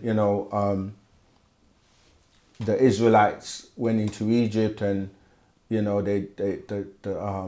they dropped the staff and it turned into a snake, and then the Egyptians did the same thing, and then their snake, they say, ate up the Egyptian snake. But the point is, when you start to look at snakes can be looked at as a bad, they became, or they were made to look like a bad thing. But in ancient Egypt, you see all the pharaohs, when they wear their crown, they have the snake at the top, because they understood that the serum from the snake is what was used for cure. And that's why when you look at that medical symbol, it's got two snakes wrapped around it. So I'm saying, whenever anybody was in crisis, that's where we get crisis, Christ, you hear the word Christ, which comes from the being in crisis, they literally were told to go to Egypt for refuge and to be safe, and because the Egyptians lived in abundance. So when there was famine, when there was wars, when there were anything going on, they would run to Egypt. That's why, as you know, Joseph and his family, they were in Egypt, and then Moses, everybody went to Egypt, and they left being very rich and prosperous. The most advanced technologies were found in Egypt, because you had the being that Tahuti who wrote, and people like Amhotep and Zoser, these beings were scientists. So it's not like we're doing anything new. It's just that in the last 6,000 years of the moon cycle, which ended in the year 2000 AD, that was predominantly run by 6 ether forces. So Wu-Sabat is just the return or the renewal of our way of life that we had anyway, where everybody, even the architecture was in tune with nature. You didn't build a concrete jungle. Like the whole high scrapers and this type of thing is predominantly a Western architecture. The pyramids and the aerodynamics of the pyramids, and the way what it does and how it emitted what we know as tachyon energy, right? Which is the standard columnar waves, which do that kind of kundalini, or in terms of the double helix. These were all sciences that made not only the architecture, but the agriculture, the health, the wealth, everything was in tune with nature. And this is why Wu-Sabat, as animists, we design and build everything to be a fair society in harmony and unity with nature. And most foreigners didn't understand why we gave reverence to nature, whether it was the sun, because we knew that the sun provided energy and much needed power for for living on the planet, and the water and the air and all the elements we knew that had a place. So yes, Wu-Sabat will even when we had our land on Shady Dell Road in Egypt of the West, known as Tamaray, if anyone who visited would see that the way we did things and how it was all in tune was completely different. That was heaven on earth. So we're just going to rebuild, and with our language, and because the language itself is a vibration that emits positive tones, so it's more of a remembering tool and a way of us going back to the way we lived, and without the divisions and, but when you say Egypt, as I said, it depends on how far back you go, because most people go back to a point where you had like the 46 dynasties and the different infiltration by foreigners that came and then influenced and brought their ways to contaminate the way the original beings lived. So Wu-Sabat it's not new. It's been here from the beginning, but it's just been forgotten, and now we're reenacting, remembering. Basically the or the Re, as you hear, ties into Ra, which ties into the sun, so ties into the new sun cycle that we're in, which is going to be for the next 24,000 years.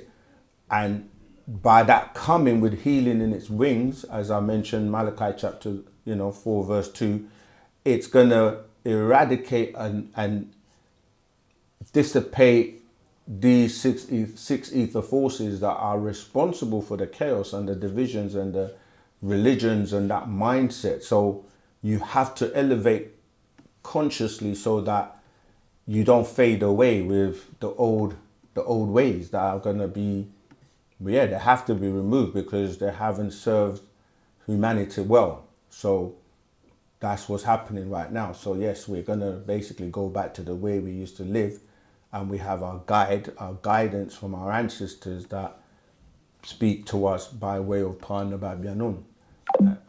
Yeah, I hope that helps. Okay, back to the chat questions.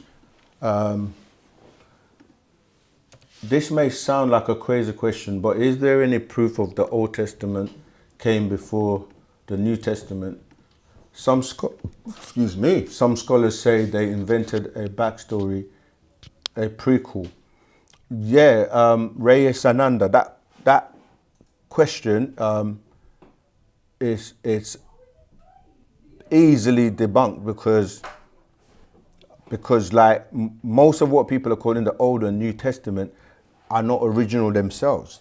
They are taken from really the writings prior. So, you know, like the Bible is really a rehash of the Sumerian text. Yeah, these are stories that exist in other cultures before they got borrowed into what you're calling the Bible. We have a caller? Rahubat caller, greetings. How are you? Where are you calling from and what's your question, please? Rahubat, Dre calling from the States. Rahubat, Dre. Always good to speak with you, Zamal. Always good. I had a question.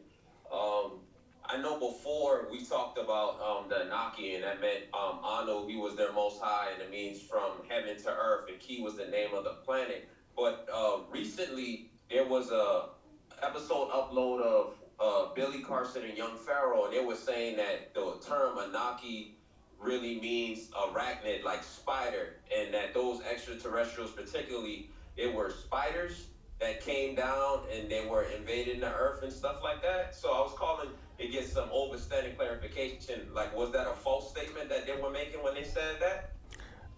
Like I say again, when people make statements, you have to question them about what they're saying.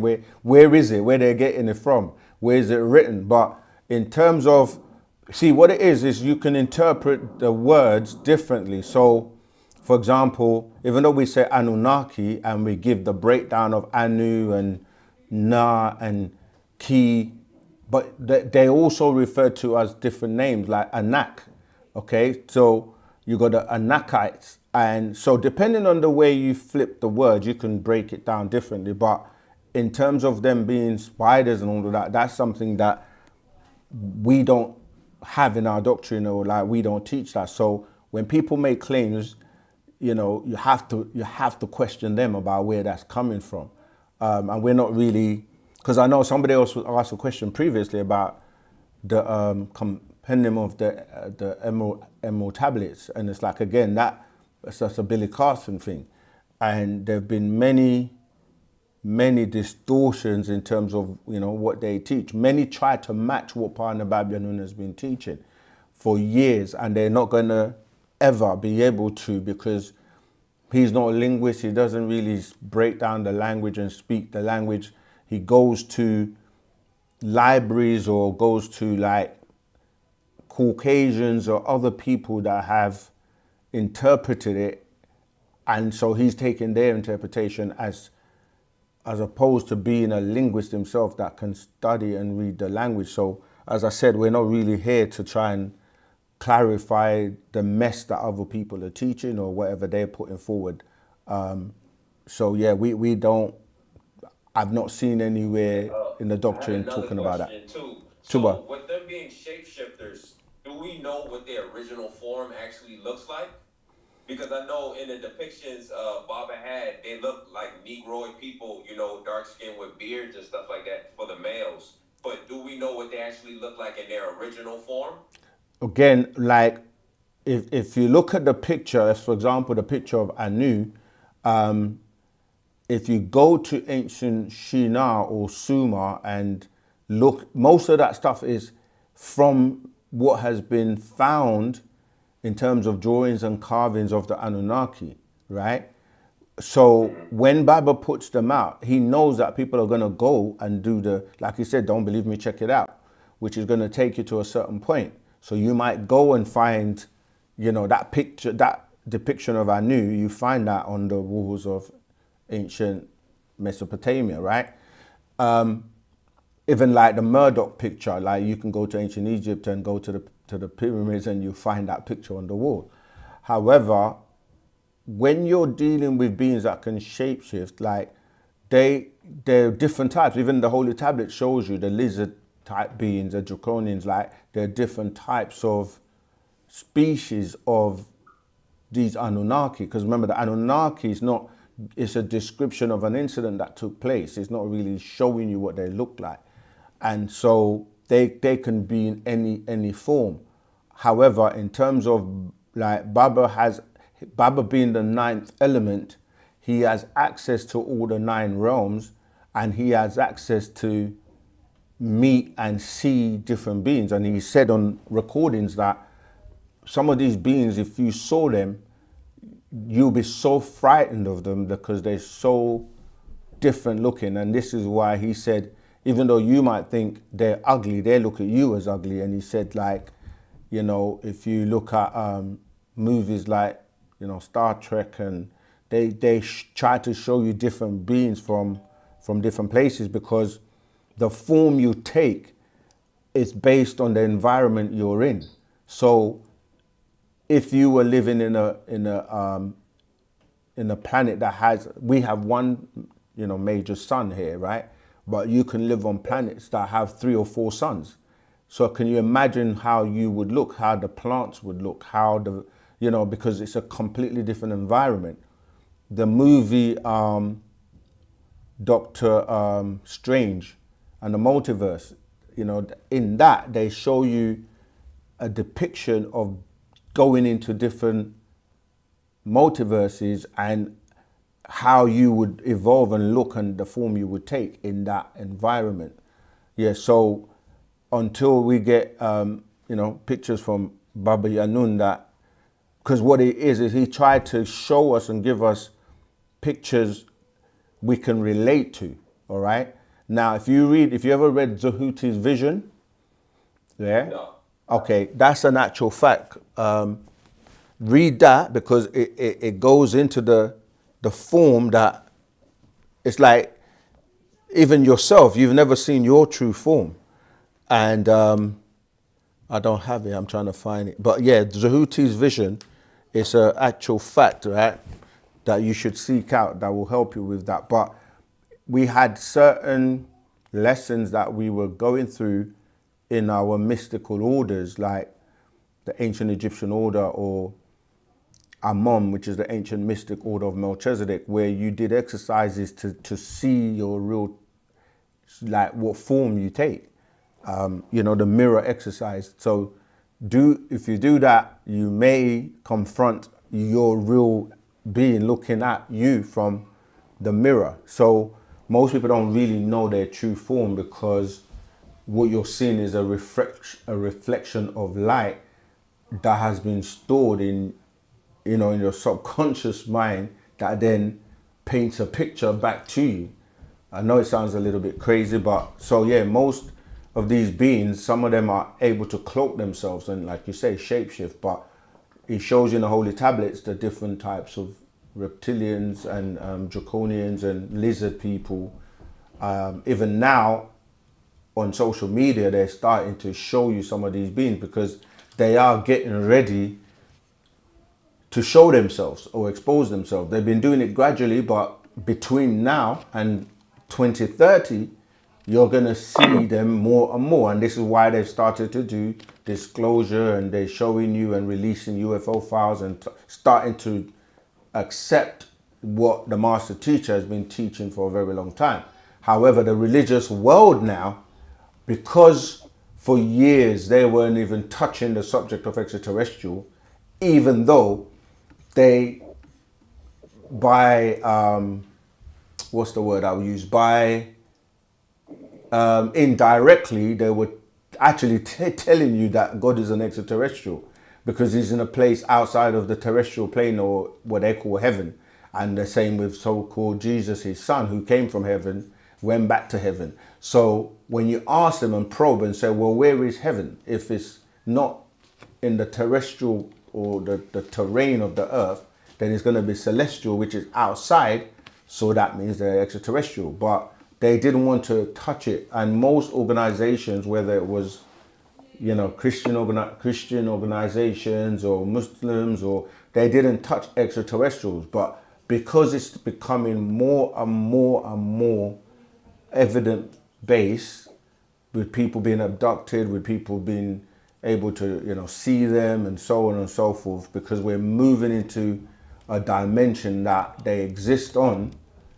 You know, we're moving from this 3D dimension to the fourth to the fifth dimension, and eventually beyond. Like, they have to tell you, and these Galactical Federation, they meet, they discuss things, and they have outcomes, and they say to them, look, the extraterrestrials are saying, you better tell people, because we're going to, if you don't, we're going to do anyway. We're going to be, we've had enough of hiding in the, you know, because there were agreements that were made that as long as you stay. The extraterrestrials want to come out and do whatever they want to do, as of like eat people, take control and stuff, pretty much. They've been doing that, but what is happening is that it's getting to the point where people are exposing certain rituals or certain places they've been, and certain, how many, like, people do the maths, like the population of somewhere and how many people have gone missing and where have these people gone. And, you know, when people are now probing, they start to find out that certain agreements, certain whistleblowers are coming up now saying certain agreements were made that as long as we stayed out of, you know, public's eye, and we were hidden, and we could have and take as many, you know, humans as we wanted, or we agreed to. Originally it was 300,000 a day. Now they're taking more than that. I'm talking worldwide.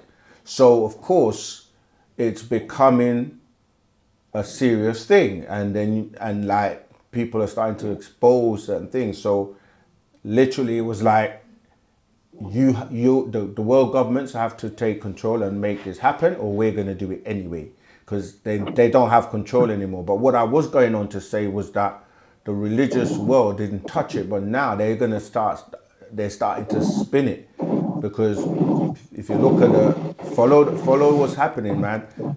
There was a meeting with all the major heads of these religions to start to deal with this whole thing about extraterrestrials and UFOs too.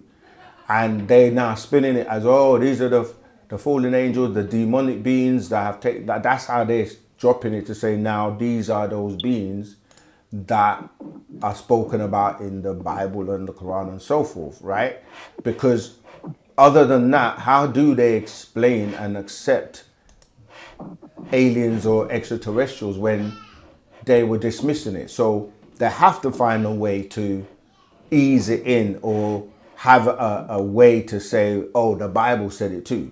You know what I'm saying? Because now is the demonic beings, you see. So regardless of how they spin it, the point is that it's going to come. And the master told us this was going to happen years ago, and now we're living in that time. They have to manage the situation, because before, people will freak out if they thought, like, okay, if God is in control and he knows everything and blah, de, blah, de, blah, why doesn't he manage this situation and deal with it? Because most people will stop believing in that fictitious God character, and they may just freak out, thinking like, we were talking about food for the gods for a very long time before all of this started to come out. So there may be people just freak out, because you know, lawlessness can even come into play, because if you lose confidence that there is this one being that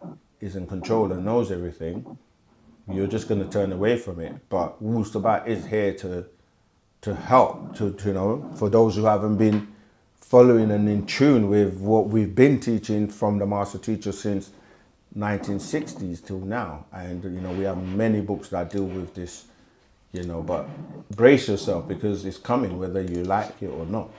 But yeah, go ahead, Jamal. Also too, I wanted to ask, with Enlil, I know, looking at those previous pictures, he would have the bullhead and he was asking for sacrifices and eating the children. What was the significance of him transforming his head to look like a bull? Was that to scare the people, to make them scared, or was that symbolic of like what that time frame of representing the bull, like the Taurus or something like that? The boat? Were you saying boat? As in? Oh, No, the the bull, bull. the Oh, bull, like the bullhead. no. What it is that some of these extraterrestrials were able to utilize animals, like go into animals and utilize them as a cloak. Yeah, so that's partly where that comes from, because some of them were able to utilize animals, or go into the animals as like the spirits into these animals. So, but in ancient, it actually ties into ancient Egypt as well, because when you're talking about Enlil, you're really talking about Baal, right? And Baal is the god of the Bible, in the sense where, remember when they actually were worshipping, they said they were worshipping Baal, but that's one of the names of Enlil, and they made the golden calf, right, as a worship of Baal.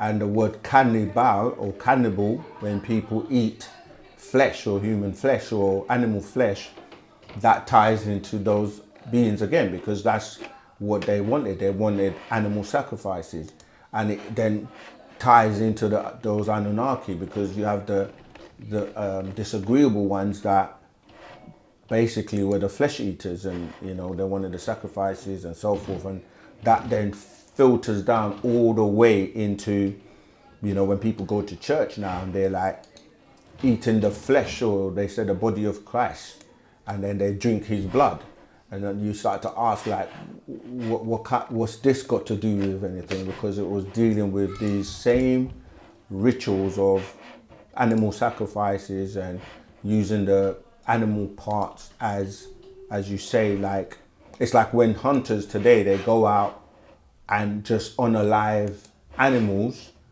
and then they take pictures with, whether it's a big bear or a deer or whatever, and then they take the head with the horns and they put it on the wall. It's that type of thing which relates to that whole kind of like barbarism, really, in terms of unaliving or killing animals and things. And like I said, it's necromancy as well, which is then the drinking of the blood, the eating of the flesh, and then the worshipping of these symbols. And today, that, like I said, like, people wear symbols like a cross, which is a symbol of death, because they say that that's how the Son of God was killed by men, which in itself doesn't make any sense. But it all ties back into these reptilians and these disagreeable beings that are flesh eaters, and they're blood drinkers. They want blood and flesh sacrifices, and people do it every day now without even realizing they're doing the same thing to appease these gods. So people will have a barbecue, and just, the sweet savor of the burnt carcass. But when you put it in the way I put it, then you kind of see it like, yeah, why am I doing this? So yeah, I hope that helps. It does. Thank you. Wadu. Wadu Zamal. Okay, let's go back to these questions. I understand I was clear. Okay, that's not a question.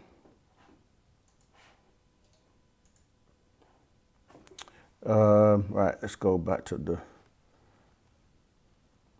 Remember, help us to help you by sharing, liking, subscribing, and most of all,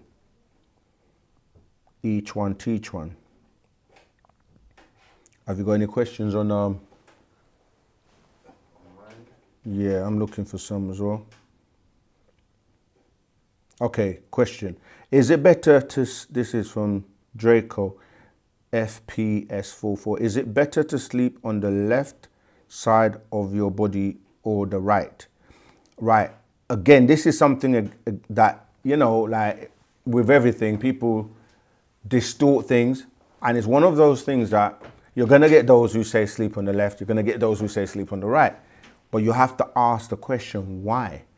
So it's better to sleep on your right hand side, because your major organs, your heart, are set on the left hand side, and you're applying too much pressure to these major organs, then they can, you know, erupt, or they're not able to function properly because you're putting too much pressure on it. So that's why it's better to sleep on the right hand side of your body, or on your back, because then you're not applying pressure to the left or to the right.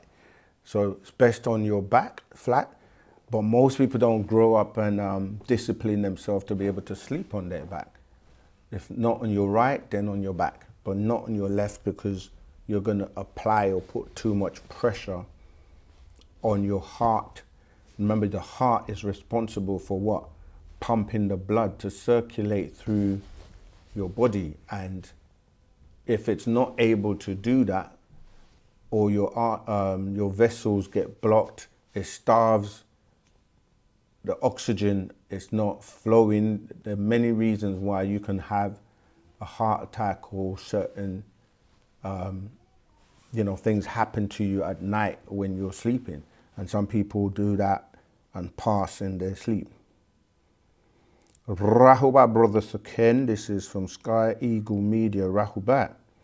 Yeah, so it's better to sleep on your right, because you asked, is it better to sleep on the left side of your body or the right? Okay, next question.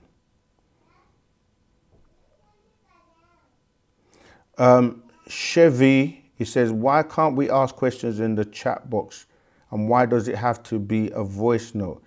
It doesn't have to be. You can call in, but obviously, depending where you're calling from around the world, your line may be bad and you may have interference. So if you can't get through, then you can leave a voice note, or you can just type your question in the chat. So it's not that you can't ask questions. We've been giving out the number constantly so that you can call in and ask questions live, but not everybody has good internet connection, or is able to even speak. So, the chat is also utilized for that purpose. Was the disagreeable magician Merlin referring to melanin? No, the disagreeable magician Merlin was not referring to melanin. He really was using the holy wood, the wood that comes from that tree, to cast spells. And that's how Hollywood started to make movies. And movies went from being very primitive to being very advanced in terms of technology. Like, the movies in Hollywood, they show you like Superman, a man that can really fly. If you go back and look at the previous Superman movies that they had, you could literally just see someone like this, and you could see that they were just stationary, and you could even see a string or whatever in the background that to give you the illusion that they were flying. But like, the more advanced they got, they made Superman look like he can fly, and all the other superheroes. So yeah, that's what we're calling about magic in front of your eyes, basically. Do you have a question? This is from Instagram, from King Forever One. Yeah. Does every living organism on Earth have its own planet? Not everyone. Some do, in the sense that a lot were transported here or transplanted here. So when you know the history of our planet, it got destroyed many, many times by meteorite, by wars by different extraterrestrials, using highly advanced weapons, by crashing of planetoid ships into the planet. And so many times it had to be repaired. our planet is really a craft. When you really think about it, yeah, it's a craft that is traveling on an orbit, yeah, and so it's been hit and destroyed, or parts of it, many times. So when these extraterrestrials that are responsible, because remember, I keep mentioning in the Intergalactic Federation, these are, it's kind of like your United Nations, where you have different representatives from different galaxies that are coming here, and they have to coexist and work together. So they have meetings to talk about what's going on over in that galaxy, who is invading who is attacking who, and if it's an accident and there's a judgment. So this planet, those that were responsible, or the elders, were given the task to repair it. You can read a lot of this in the Black Book Part 1, which is here, right? It talks about what happened and how they had to repair it. So they had to transport different life forms from different planets, different trees, different insects, to come and terraform this planet to get the ecology going again, so that you have the different atmospheres. So that's why some people are allergic to certain things and others are not, you see, and it depends on your makeup. So yeah, there are different, we made a video called The Bees Are Not From Here. You know, that was just to give you a little taste, that there's certain plants and certain trees and certain insects and certain microorganisms that are not from here. They're from other planets, but some are from here. Go ahead. This is from Pito215 on Instagram.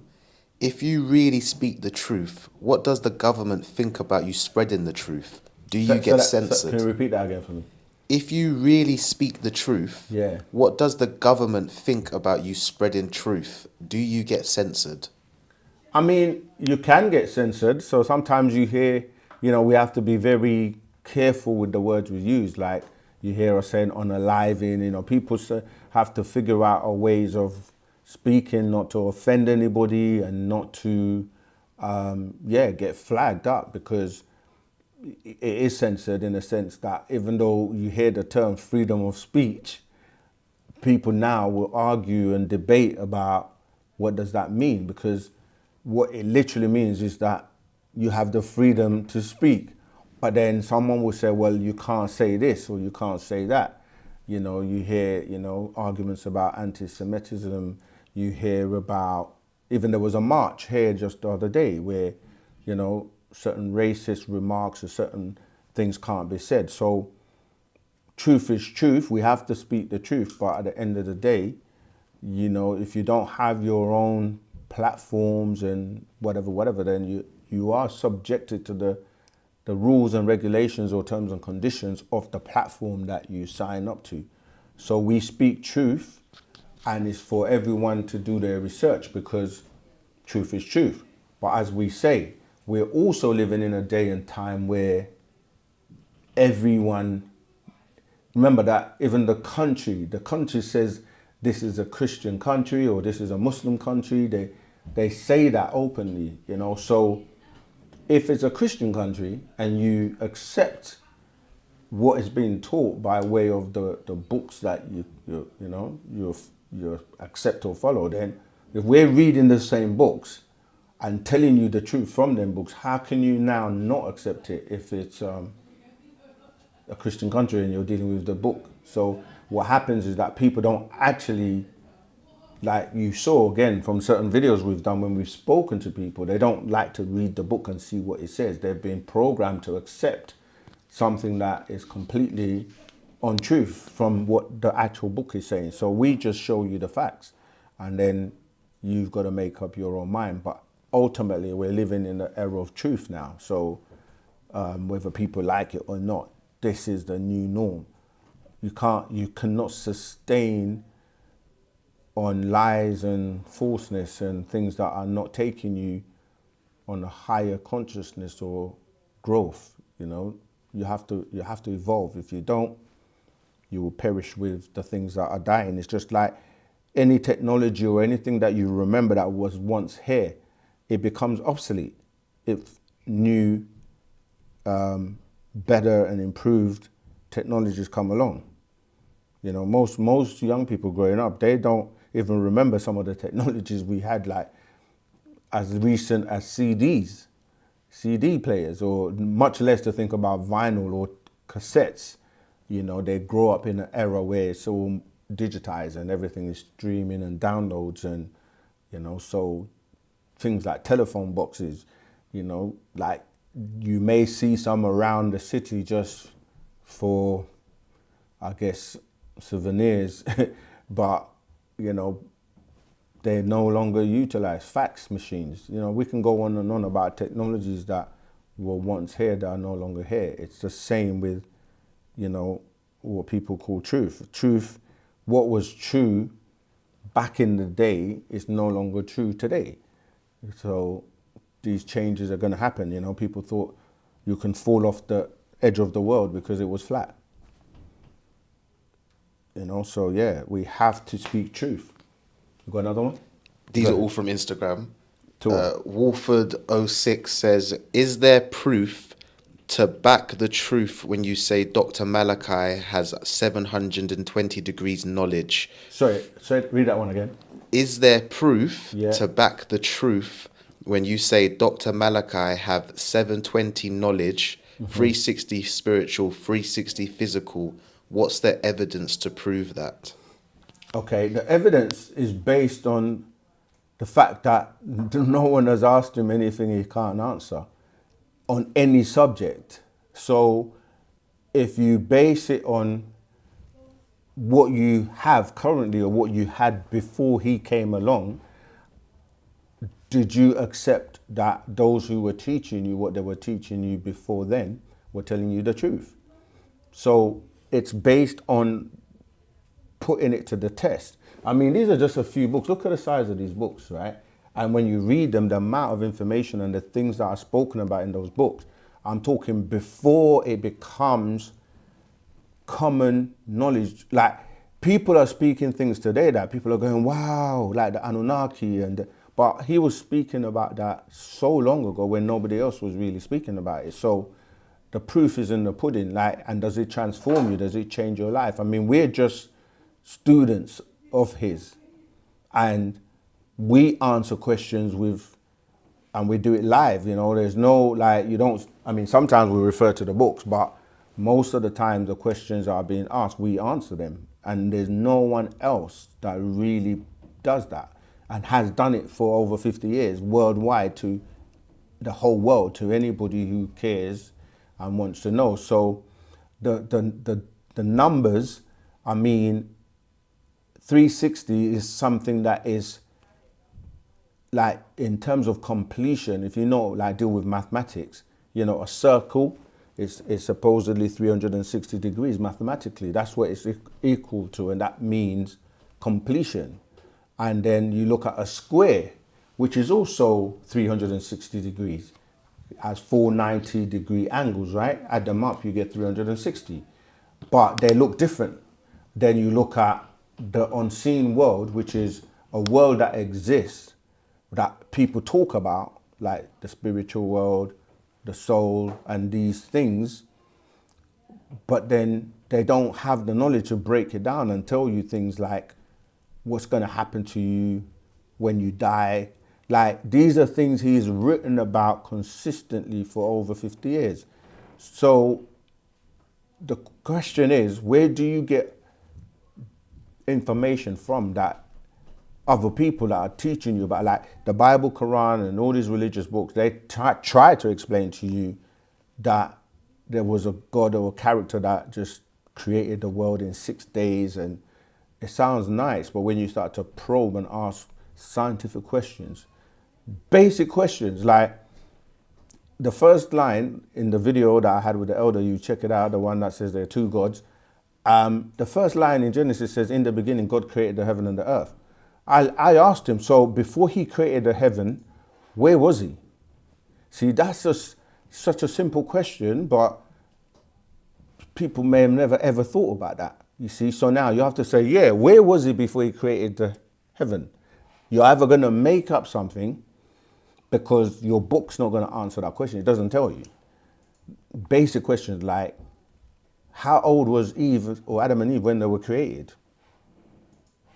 Because they don't tell you how they were a baby. And yeah, we can go on all day about this, but what I'm saying is that Dr. Malachi Z.K. York has answered questions on every subject. No author on the planet does that. They write 1 or 2 books, or maybe 5 books, if that, 10, 20, but 1,000, and on every subject, and answer questions on every subject to the point where,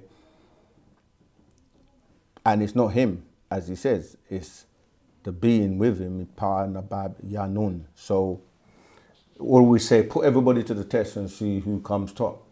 And you don't even have to believe or accept it, but we know factually because of the works. Do we have any more? Let's go for it. From Pito215, can you explain on the darkened instead of being enlightened? Absolutely. See, everything that you're taught a lot of the times is misinformation or distorted or back to front. Because when you say enlightened, you're dealing with light. But there are different types of light. So when we say light, there's light that will harm you, or we say fire, right? And if light was created at a certain point, because it does say in the biblical religious text that God said, let there be light. This kind of relates to what I was just saying, like, where was he when he created heaven? Where was he when he said, let there be light? Because if there was no light until he said, let there be light, that means he was in darkness. So he was in darkened. He was dark, or he was in the dark before he created light. And when you look at the difference today in terms of people who push light, they call Lucifer, right? The light bearer, okay? You start to look at, he holds the torch, which is a fire, right? You go and look at the Statue of Liberty, she's holding fire. Then you look at the Masons, or those people that push what is known as the Illuminati. To be illuminated is to have fire, you see. So when you start to look at light and dark, it gets into the people on the planet dealing with racism, or certain people that are considered to be light, as in light-skinned. And then you get people that are supposed to be dark or dark-skinned. And this is in all the planet, different races, where you go into what we call colorism, right? Where people that are light, because the light beings, when you start to deal with beings like the Pleiadians, who push the blonde hair, blue eye, light skin complexion, they favor those people. And then you start to look at, on the planet, why have so-called melanated or dark-skinned people been abused and faced so much persecution, to the point where at one point they were referred to that it was a curse to be black. So when we say being darkened, is to recognize that when you want to sleep at night and get a peaceful rest and rejuvenate, especially when you're a melanated being, right, where you have to receive the repair in terms of your melanin, right? We're dealing with what's it called again? Serotonin and I can't remember the words right now, but these are aspects of how you produce melanin. Neuromelanin, which is dealing with the brain, and everything that happens in darkness, like the baby's in the womb of the mother in darkness before it comes out to the light. So to be in darkened is to recognize that the darker you are, based on the melanin and based on like the proteins and everything that's healthy, is relating to darkness. And when you go, what we talk about called triple darkness, is that there are deeper levels of darkness. So when you go into space, so when I was saying about when you want to go to sleep at night, you turn off all the lights and you have a peaceful rest. You can't rest with big bright lights, because you know you're used to being in a womb before you came here, and then that's one level of darkness. You come out into the planet, then there's a darkness that we refer to as the shadow hour, where people say 24 hours in a day, but we say no, there are 12 hours in what you're calling day and 12 hours in what you're calling night, which is really shadow, because the planet is, that side of the planet is in a shadow state. But then when you come outside of the planet, you see millions and billions of stars, and they're still all surrounded by what? Darkness. And then light has a speed that cannot escape the darkness, even though light can travel at 186,272 feet per second, or depending on what measurement you're using to measure light, it's restricted. It cannot go beyond that speed because it's controlled by the darkness. So that's why we say you need to be darkened and not enlightened, as the Illuminati, which means the enlightened ones will have you believe, so you can worship Lucifer, the light bearer. All right. Okay. Right. So to remind you, we have a great event, because we're always giving you value. We have Each One Teach One, a workshop, part 1 of several parts that we're going to help you, and you're going to help us. Anyone who has any ideas in terms of how they have transitioned from being a meat or flesh eater, eating things with parents, into eating life. So we're transitioning from eating death by unaliving things and eating them that are not good for us, to eating healthy, natural, plant-based, nutritious food. So we'll be having these sessions, and we'll explore the tricks of plant-based, even things like, because when we say vegan, it means you're not consuming any animal products, so like milk as well. So because like a lot of ailments that people have come from the accumulation of mucus in the body, right? So even though you may give up cow's milk, you need to know what replacement milk you should have. So we look at that. We look at smoothies, mushroom hacks, because again, when people are used to eating meat, it's really the texture of the flesh. But you can have alternatives such as mushrooms and other things that you can use to help you not have the craving for the flesh. Of course, it's not for everyone, but anybody that wants to elevate and be more light, healthy, and their spiritual being to be able to rise above, being held down by flesh, dead carcass that you're eating, then this workshop is for you. It's on the Saturday, not this Saturday coming, which is May the 30th, 2026. The time is from 3 p.m. to 6 p.m. And then, if you're abroad and you want to tune in, that's also going to be online. You can obviously get your tickets and everything to attend the workshops. But yeah, it'll be great, because when you are transitioning, it's literally being able to like, okay, what am I going to eat instead of what I used to eat?